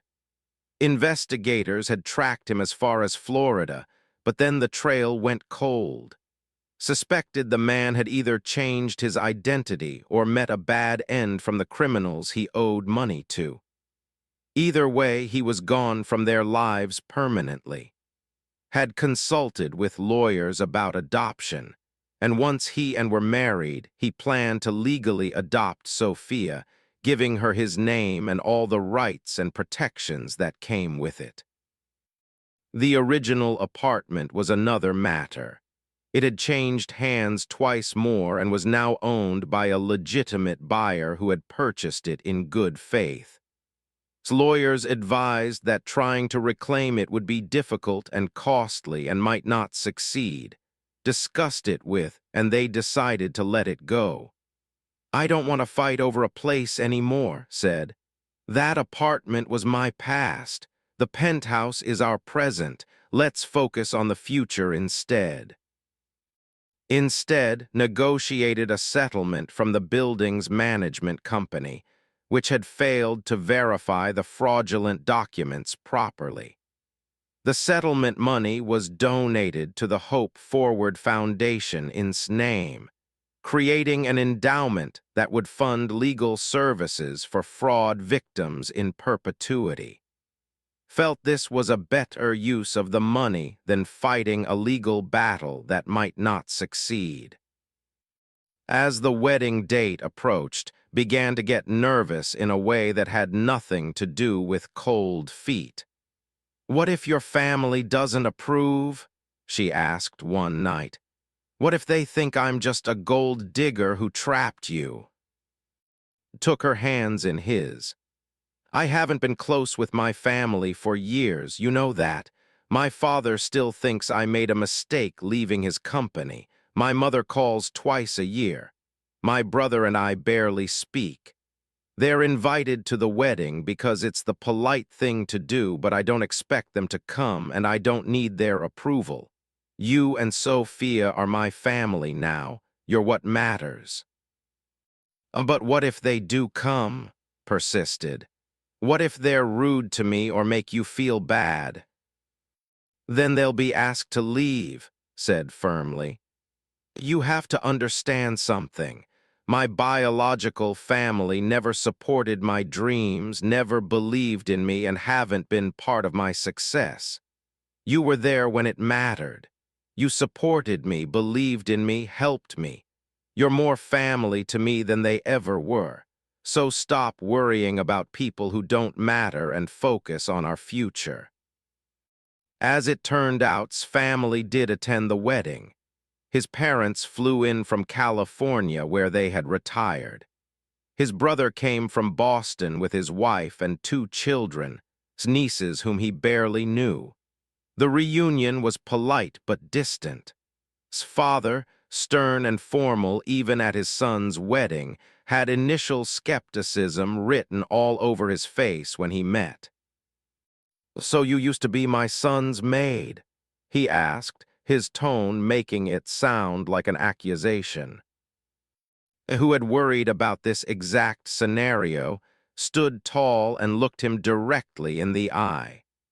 "I was household manager 12 years ago, yes. I also supported him emotionally during the most difficult period of his career, when he was building his company and you had told him he would fail. I believed in him when you didn't." The room went silent, squeezed his hand, proud of how she stood up for herself. His father's face reddened, but before he could respond, his mother intervened. "George, enough. Can't you see they're happy? Isn't that what matters?" To everyone's surprise, his mother turned out to be an ally. Over the course of the wedding weekend, she spent time with and Sophia, asking questions about the foundation, about their story, about their plans. Later, she pulled aside. "I like her," she said simply. "She's strong, genuine, and she clearly loves you for who you are. That's rare, especially in your world.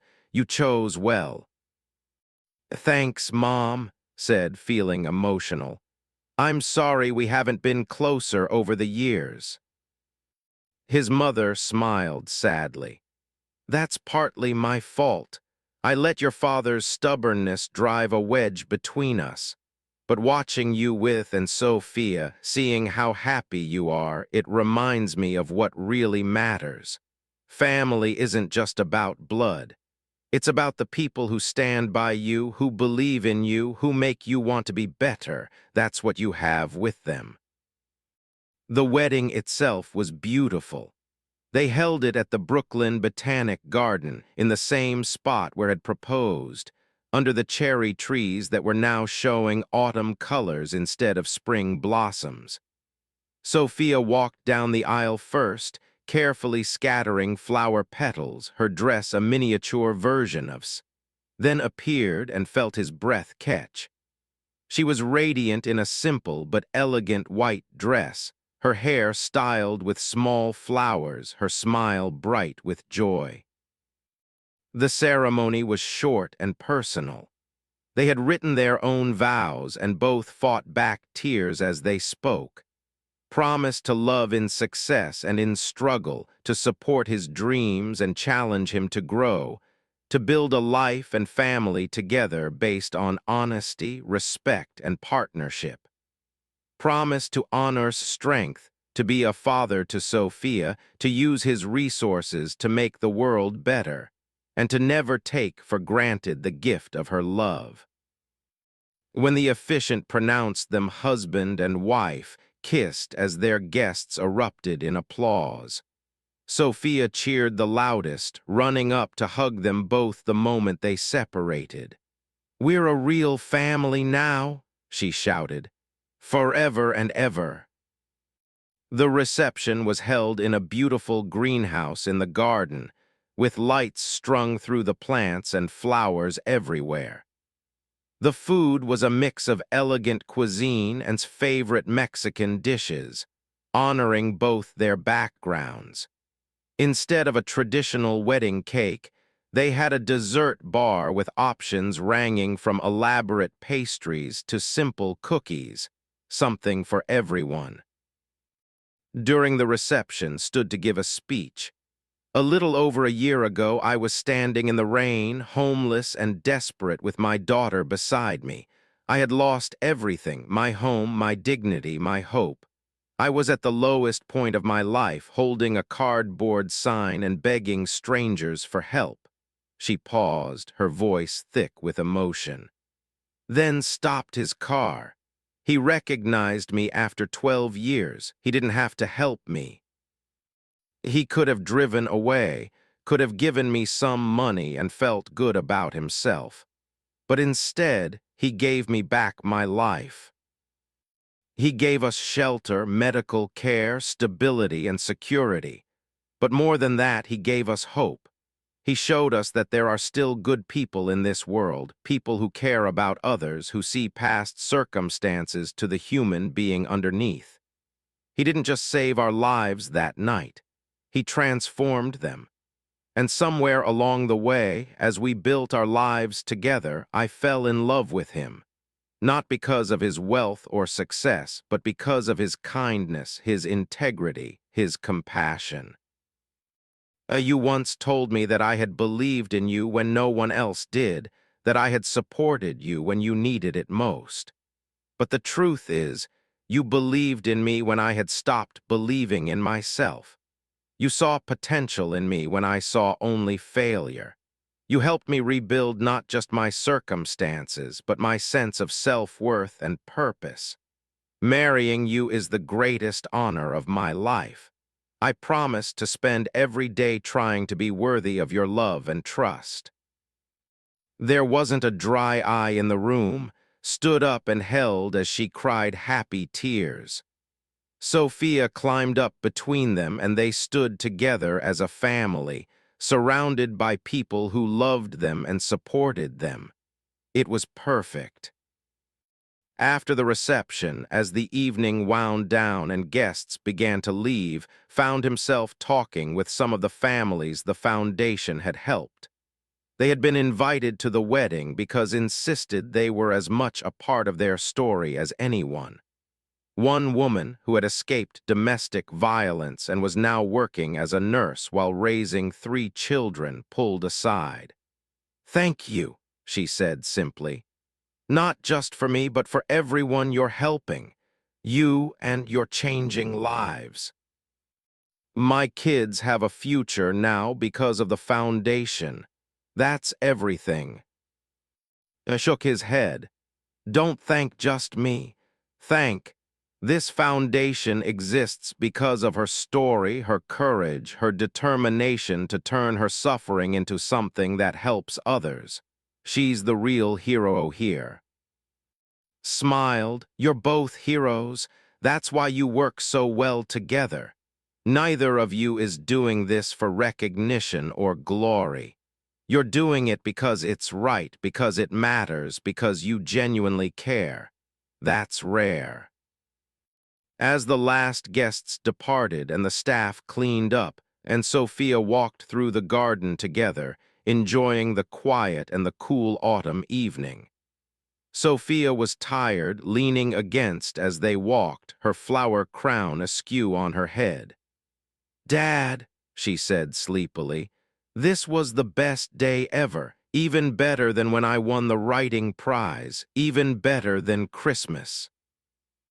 Picked her up, even though she was getting too big to be carried easily, and held her close. "It was pretty perfect, wasn't it?" "Are we going to live happily ever after now?" Sophia asked. "Like in the fairy tales?" Laughed and stroked Sophia's hair. "Life isn't exactly like a fairy tale, me. There will still be hard days and challenges, but we'll face them together as a family. And yes, I think we're going to be very happy."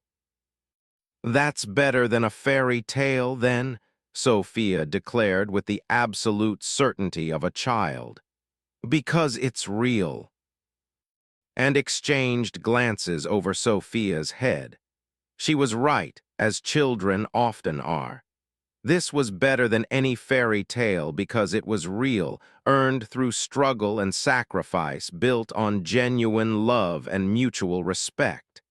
They had both faced darkness and desperation. They had both known what it was to feel hopeless. But they had found each other again, had built something beautiful together, and now they had a future full of possibility.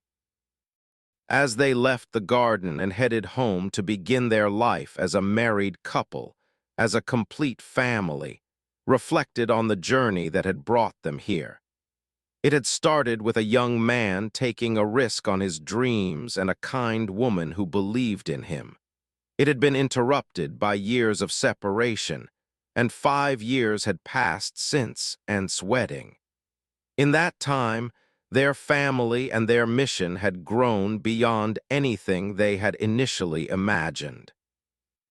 Sophia was now 14 years old, a confident and articulate teenager who volunteered at the Hope Forward Foundation every Saturday, helping younger children with homework and mentoring kids whose families were going through difficult times. She had inherited both compassion and strategic thinking, and she had already declared her intention to study social work and nonprofit management in college. The foundation had expanded dramatically. What started as a local New York organization now had branches in 5 major cities: New York, Los Angeles, Chicago, Houston, and Miami. They had helped over 1,500 families find stable housing, provided legal assistance to thousands of immigrants, and created job training programs that had placed hundreds of people in stable employment. Served as the executive director of client services, a position that took her around the country to train staff, meet with families, and speak at conferences about best practices in serving vulnerable populations. Continued to run his real estate empire, but he had restructured his time to be more present with his family. He had promoted capable executives to handle day-to-day operations, allowing him to focus on strategic decisions and major deals while spending more time at home and with the foundation.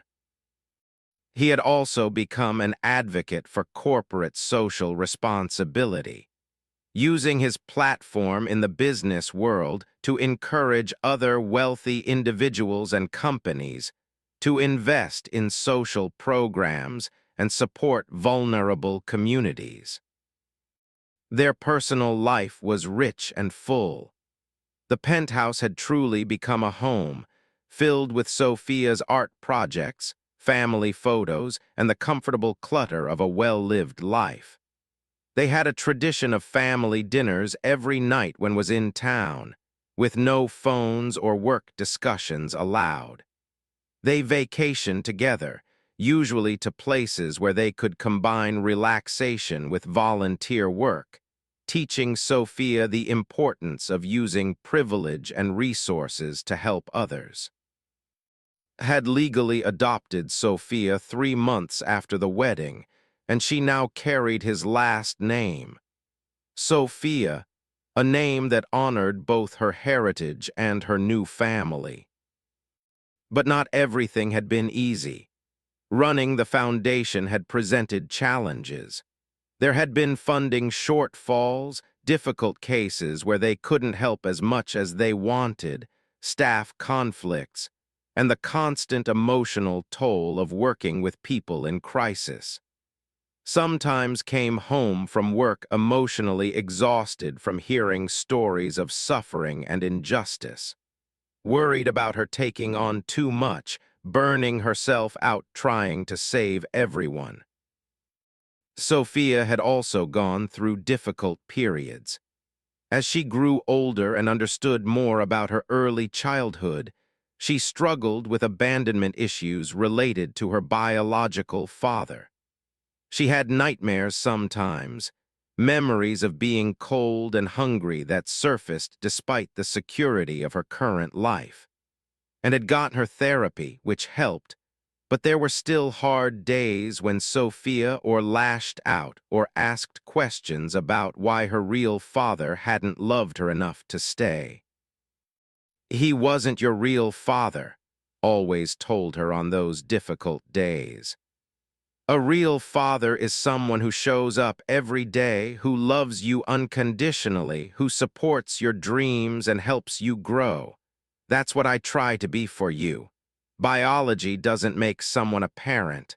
Love and commitment do. Those conversations always helped Sophia, but knew that some wounds took a long time to fully heal. He and were committed to giving Sophia all the support and stability she needed for as long as she needed it. On this particular autumn evening, 5 years after the wedding, the family was gathered in the living room. Sophia was working on homework while half watching a movie, was reviewing grant applications for the foundation, was reading through a business proposal. It was a typical quiet evening, the comfortable routine of a family that enjoyed being together even when they weren't actively interacting. Sophia's phone buzzed, and she looked at it, then set it down with a strange expression on her face. Noticed immediately. "Everything okay, me?" Sophia hesitated, then said, "Emma's mom just texted me. She said there's a woman downstairs asking to see me. She said her name is Maria and she's my grandmother." The room went completely silent, set down his papers. His face went pale. "Your grandmother?" she repeated, her voice barely above a whisper. "My mother." Sophia nodded, looking between her parents uncertainly. "I didn't know I had a grandmother. You never talked about your family, Mom. I just assumed they were dead or something." Stood up abruptly and walked to the window, her back to them, could see the tension in her shoulders. He went to Sophia and sat beside her. "Sophia, your mom's relationship with her family is complicated. She had to leave Mexico because of difficult circumstances. She hasn't been in contact with them for a very long time." "Why not?" Sophia asked, but her tone suggested she already suspected it wasn't a happy story. Turned around, her face composed but her eyes bright with unshed tears.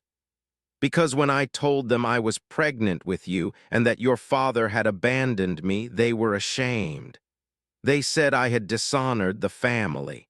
My father told me that if I kept you, I was no longer his daughter. So I chose you, Sophia. I've always chosen you, and I've never regretted it, not for 1 second."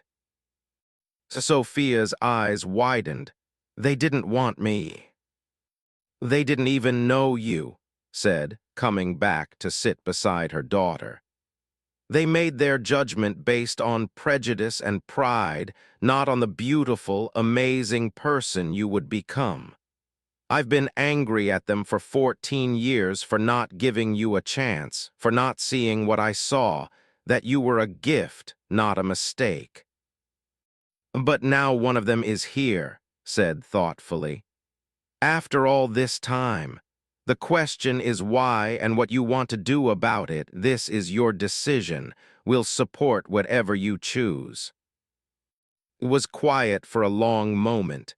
Sophia reached out and took her mother's hand. "Do you want to see her, your mom?" "I don't know," admitted. "Part of me wants to tell her to leave, that she gave up the right to be in our lives when she rejected us. But another part of me is curious. Why now? Why after all these years? And honestly, despite everything, I've missed my mother sometimes. Is that foolish?" He shook his head. "It's not foolish, it's human. Family relationships are complicated. People can hurt us deeply and we can still care about them. But you don't have to see her if you don't want to. You don't owe her anything. Sophia squeezed her mother's hand. I think you should see her. Maybe she's changed. Maybe she's sorry. Don't you want to know? I do. I want to know why she didn't want me, and I want to tell her how wrong she was. Smiled despite her tears at Sophia's fierce declaration. Okay, okay, we'll see her. But Sophia, promise me you won't be hurt if she says or does something disappointing. She might not be the grandmother you hope for. I already have everything I need, Sophia said firmly. I have you and Dad. If she's nice, that's a bonus. If she's not, then we'll know we were right to keep our distance. But at least we'll know. Called down to the front desk and asked Robert to send the woman up. While they waited, paced nervously, held her shoulders and looked into her eyes. You're not the desperate young woman who left Mexico anymore. You're a successful professional, a wonderful mother, and an advocate for thousands of people. You've built an incredible life. Remember that. You don't need her approval or validation. Nodded, taking a deep breath. You're right, thank you. When the doorbell rang, they all froze for a moment, then went to answer it. He opened the door to reveal a woman in her early 60s, wearing a simple dress and carrying a worn suitcase. Her face was older, lined with years and hardship, but the resemblance to was unmistakable. She had the same bone structure, the same expressive eyes. When she saw, she looked uncertain. I'm looking for, she said in Spanish-accented English. Im's husband, replied. Please come in. Maria entered slowly, her eyes taking in the luxurious penthouse with clear surprise. Then her gaze landed on, and both women froze, staring at each other across the room. Maria said, her voice breaking, You look so different, so successful, so beautiful. It's been 14 years, Mama, replied in Spanish, her tone flat. Of course I look different. Understood most of their exchange, but he stepped back to give them space. Sophia stood beside her mother, one hand still gripping, watching her grandmother with an unreadable expression. Maria's eyes moved to Sophia, and tears started rolling down her cheeks.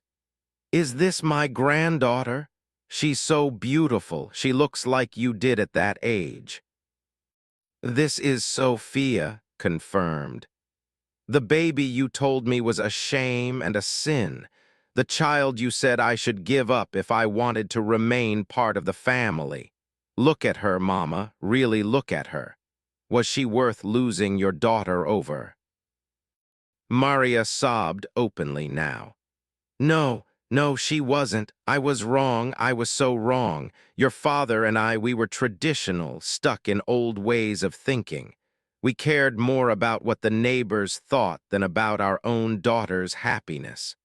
When you left, I told myself it was your choice, that you were the one who abandoned us. But the truth is, we pushed you away. We rejected you when you needed us most. Why are you here now? Asked, her voice hard. After 14 years of silence, why show up at my door? Maria wiped her eyes and took a shaky breath. Your father died 6 months ago, lung cancer. At the end, he was filled with regret. He kept asking for you, saying he had been a fool, that he had lost his daughter over his pride. He made me promise to find you, to tell you he was sorry, to meet his granddaughter if you would allow it. I should have come sooner, but I was ashamed. It took me this long to find the courage. His expression softened slightly, though tears were streaming down her face now. Papa is dead, and you waited 6 months to tell me. I'm sorry, Maria said. I'm sorry for everything, for rejecting you, for the years we lost, for not being there when you needed me. I've been following you online for the past year. I found articles about your foundation, about the work you do helping immigrant families. I read your story about being homeless with Sophia. My heart broke. My daughter was sleeping on the streets while I sat comfortable in my house, still too proud to reach out. I was a terrible mother. Sophia had been listening quietly, but now she spoke up.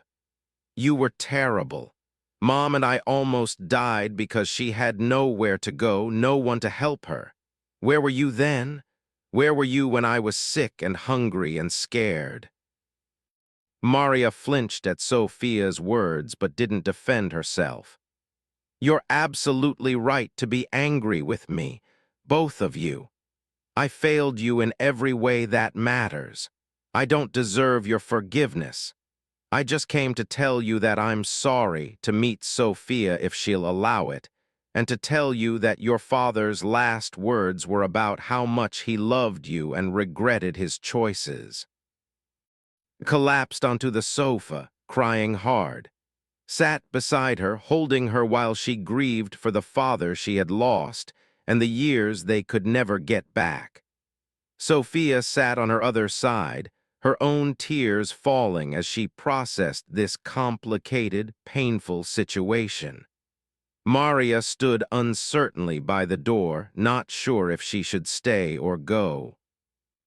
After several minutes, looked up at her mother with red, swollen eyes. I loved Papa. Despite everything, I loved him. I wanted him to meet Sophia, to see what an amazing person she is, to regret his judgment and apologize. Now he's gone, and I'll never have that. He did regret it, Maria said quietly. Every day. He had a picture of you that he kept in his wallet from before you left.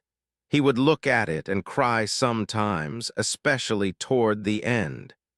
He was a stubborn, proud man, but he loved you. He just didn't know how to admit he was wrong until it was too late. Spoke gently. You don't have to make any decisions right now. This is a lot to process. But maybe your mother could stay in the city for a few days. You could meet with her again when you've had time to think and feel everything you need to feel. You don't have to reconcile immediately or ever, but you should have time to decide without pressure. Nodded slowly. Yes, that's good. Mama, there's a hotel 2 blocks from here. We'll arrange a room for you. Come back tomorrow afternoon. We'll talk more then. But I need time to process this, to grieve Papa, to figure out what I want. Maria nodded quickly. Of course, thank you for even seeing me. I know I don't deserve it. Helped arrange accommodations for Maria and saw her to the door.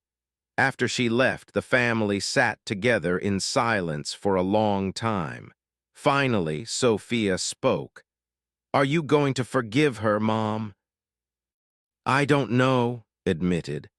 I'm so angry at her, at Papa, at all the wasted years. But I also understand that people are complicated. They were products of their culture and generation. They made terrible choices, but they were also human and flawed and capable of regret. I don't know if I can forgive them, but maybe I can understand them better now. What do you want to do? Asked. Thought for a long time before answering. I want to hear more about Papa. I want to grieve him properly.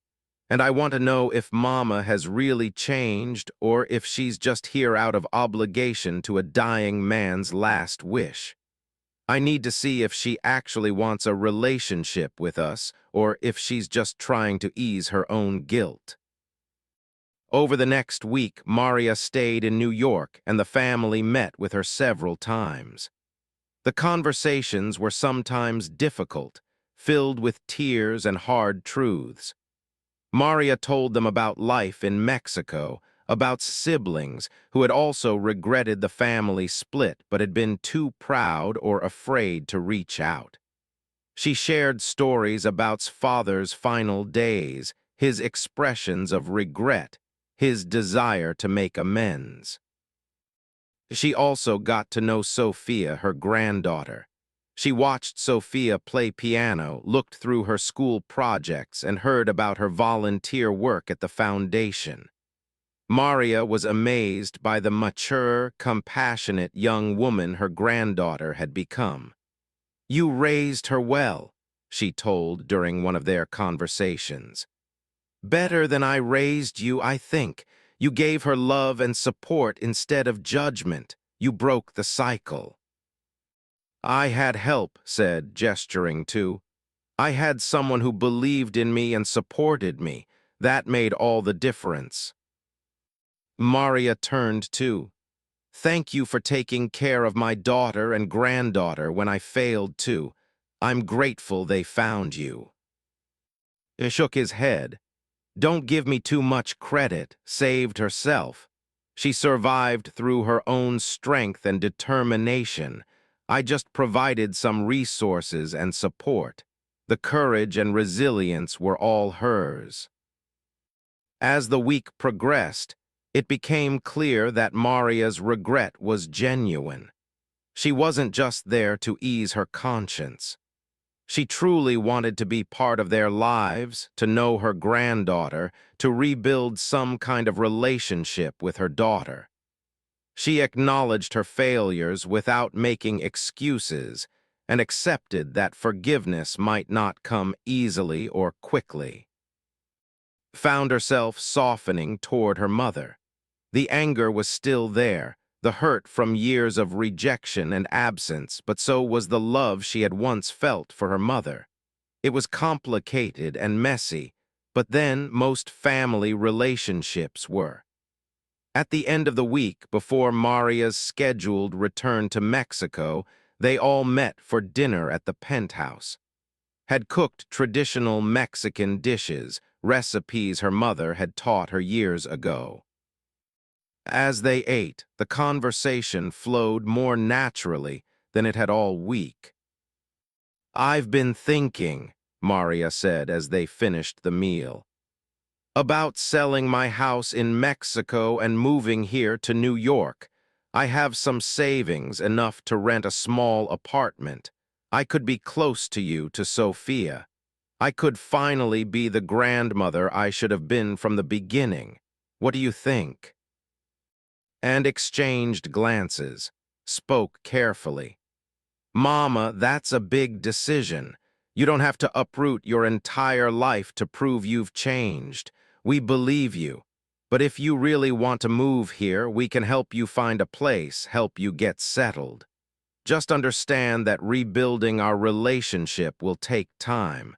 We can't just pick up where we left off before everything fell apart." "I understand," Maria said. "I'm not expecting immediate forgiveness or a perfect relationship. I just want the chance to be part of your lives, to know my granddaughter, to show you through my actions that I've changed. Even if it takes years, even if you never fully forgive me, I want to try." Sophia had been quiet during this exchange, but now she spoke up. "I think you should move here. Everyone deserves a second chance. Mom gave me a better life by choosing me over her family.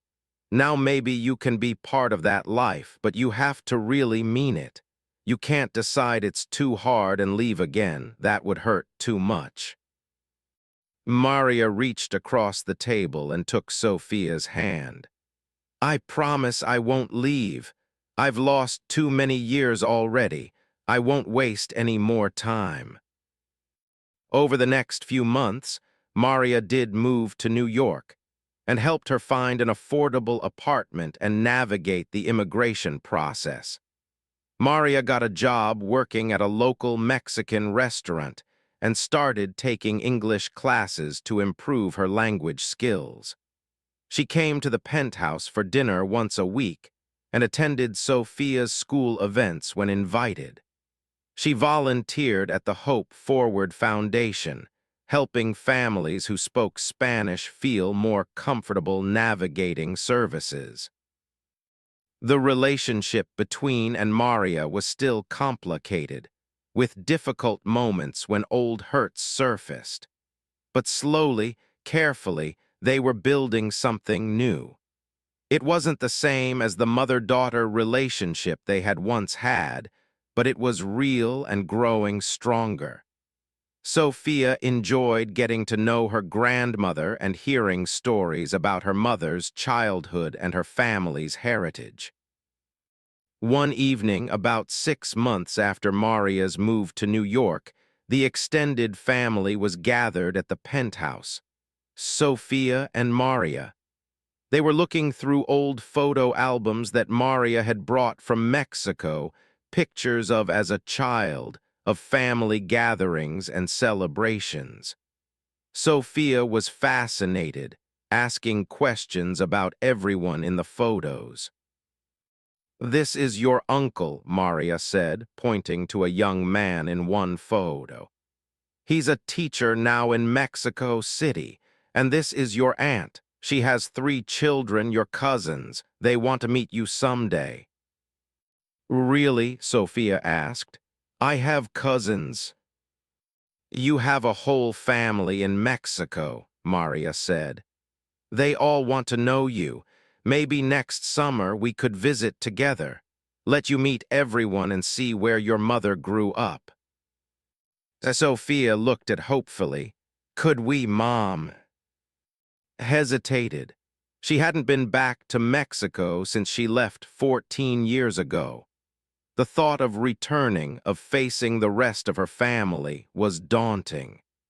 But she also saw the hope in Sophia's eyes and realized her daughter deserved to know her extended family, to understand her heritage, to have connections beyond just their immediate household. "Maybe," said carefully. "Let's see how things go. If everyone is genuinely interested in welcoming us and not judging, then yes, we could plan a trip." Squeezed's hand supportively. Over the past 5 years, he had watched grow from a woman who had lost everything into a confident leader and advocate.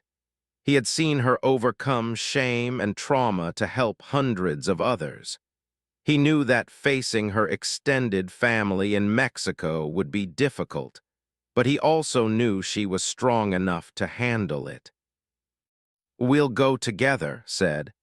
"As a family. If anyone is disrespectful or judgmental, we'll leave immediately. But maybe, like with your mother, some of them have changed and grown. Maybe they deserve a second chance, too." That night, after Maria had gone home and Sophia was in bed, and stood together on their balcony, looking out over the city lights. "How are you really feeling about all this?" asked. "Your mother being here, the possibility of reconnecting with your extended family in Mexico." Was quiet for a moment. "Honestly, I'm scared. I'm scared of being hurt again, of Sophia being hurt. I'm scared that if I let them back into my life, they'll reject us again. But I'm also hopeful. My mother has really changed. She's trying so hard. She shows up, she helps, she listens. That means something. And I think about all the families we help through the foundation," she continued. "We tell them that people can change, that circumstances can improve, that there's always hope for a better future. How can I tell them that and not believe it for my own family? Maybe my relatives in Mexico have grown and changed too. Maybe they'd love Sophia and be proud of what I've accomplished. I won't know unless I give them a chance." Pulled her close. "Whatever you decide, I'm with you. If you want to build bridges with your family, I'll support that. If you decide to keep your distance, I'll support that too. You've built an amazing life. You've helped so many people. You're an incredible mother and wife. You don't need anyone's validation or approval. But if having connections with your extended family would bring you joy, then it's worth exploring. Thank you, said, resting her head on his shoulder. Thank you for always supporting me, for believing in me, for giving us a life I never could have imagined when I was standing on that street corner in the rain. You gave me just as much, replied. You reminded me what really matters. You turned my house into a home. You showed me the true meaning of success. I'm the lucky one. They stood together in comfortable silence, watching the city lights and thinking about the journey that had brought them to this moment. From desperate beginnings on a rainy street to a life of purpose, love, and meaning. The road had not been easy, and there were still challenges ahead, but they faced them together as a family with hope and determination. The following summer, they did travel to Mexico as a family. Siblings welcomed them with tears and apologies. Her extended family embraced Sophia with the kind of love and acceptance that had been missing 14 years ago. It was healing for everyone involved. Sophia got to experience her mother's homeland, learn about her heritage, and connect with cousins and relatives who were genuinely happy to know her. There were difficult conversations, too. Had to explain to her siblings what it had been like to be homeless with a young child, to feel abandoned by her family when she needed them most. They had to acknowledge their complicity in the family's rejection of her. But these hard conversations led to understanding and genuine apologies. By the end of the trip, felt like she had reclaimed a part of herself that had been lost for so long. When they returned to New York, threw herself back into her work with renewed energy. She started a new program at the foundation specifically for helping immigrant families stay connected with their relatives in their home countries. She understood firsthand how family separation added to the trauma and stress these families experienced. The program provided support for visits, video calls, and even helped facilitate reconciliation in cases where families had been estranged. Sophia continued to thrive. She was now a sophomore in high school, excelling academically and already thinking about colleges and career paths. She wanted to follow in her parents' footsteps, using her privilege and education to help others. She had grown into a remarkable young woman, wise beyond her years, compassionate, and determined to make a difference in the world. Watched his wife and daughter with pride and gratitude every day. His business continued to succeed, but it was no longer the center of his life. Family was at the center. Purpose was at the center. Using his resources and privilege to create opportunity for others was at the center. The foundation had become his greatest legacy, more important than any building he had developed or deal he had closed. One evening, 10 years after he had found on the street, came home to find a surprise waiting for him. The entire penthouse was decorated with flowers and candles, and Sophia had prepared an elaborate dinner and both were dressed up. "What's all this?" asked, genuinely confused. "It's our anniversary," said, smiling. 10 years ago today, you stopped your car in the rain and saved our lives. We thought that deserved celebrating." Sophia came over and hugged him. "You changed everything for us, Dad. We wanted to thank you." Felt tears prick his eyes. "You two changed everything for me too. I was successful but empty. You filled my life with love and purpose and meaning. I should be thanking you." "So we'll thank each other," said practically. Now come, dinner is getting cold, and I made your favorite. As they sat down to eat, the three of them talking and laughing together reflected on the incredible journey they had all been on.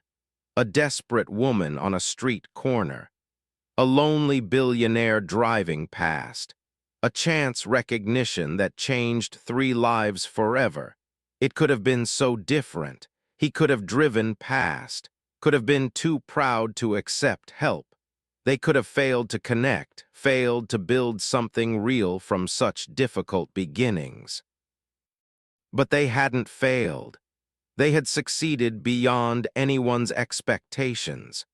They had built a family, created a foundation that helped thousands, and proven that kindness, compassion, and second chances really could change the world. It wasn't a fairy tale.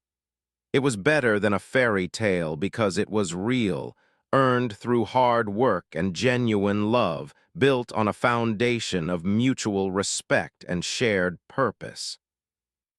To second chances, said, raising his glass in a toast. To family, added, raising hers. To making the world better, Sophia contributed, joining them. They clinked glasses and drank, celebrating not just where they had been, but where they were going. Together, always together. The rain had stopped long ago, but its memory reminded them of how far they had come and how grateful they were for every moment of the journey. The apartment had given a decade ago was long gone, lost to fraud and circumstance. But they had built something far better, a home filled with love, a family bound by choice and commitment, and a legacy that would help others for generations to come. That was worth more than any property deed, any amount of money, any measure of conventional success. That was everything our tragedy. But it had culminated in this. Love, family, purpose, and the knowledge that the best parts of life aren't things you can buy or achieve, but relationships you build and people you help along the way. Dissimilar values and complementary strengths. Was strategic and ambitious, always thinking about the big picture and long-term goals. Was practical and detail-oriented, focusing on how decisions would affect real people in everyday situations. Together, they made the foundation more effective and helped numerous families rebuild their lives. Was now confident, happy, and full of dreams for the future. She wanted to be a writer when she grew up, maybe a teacher, or maybe, she told one day, a person who helps other people like he did time in years. He felt like he was doing something that truly mattered, something more important than closing another business deal or acquiring another property. He was helping someone who had once helped him, and in doing so, he was beginning to heal a part of himself he hadn't realized was broken.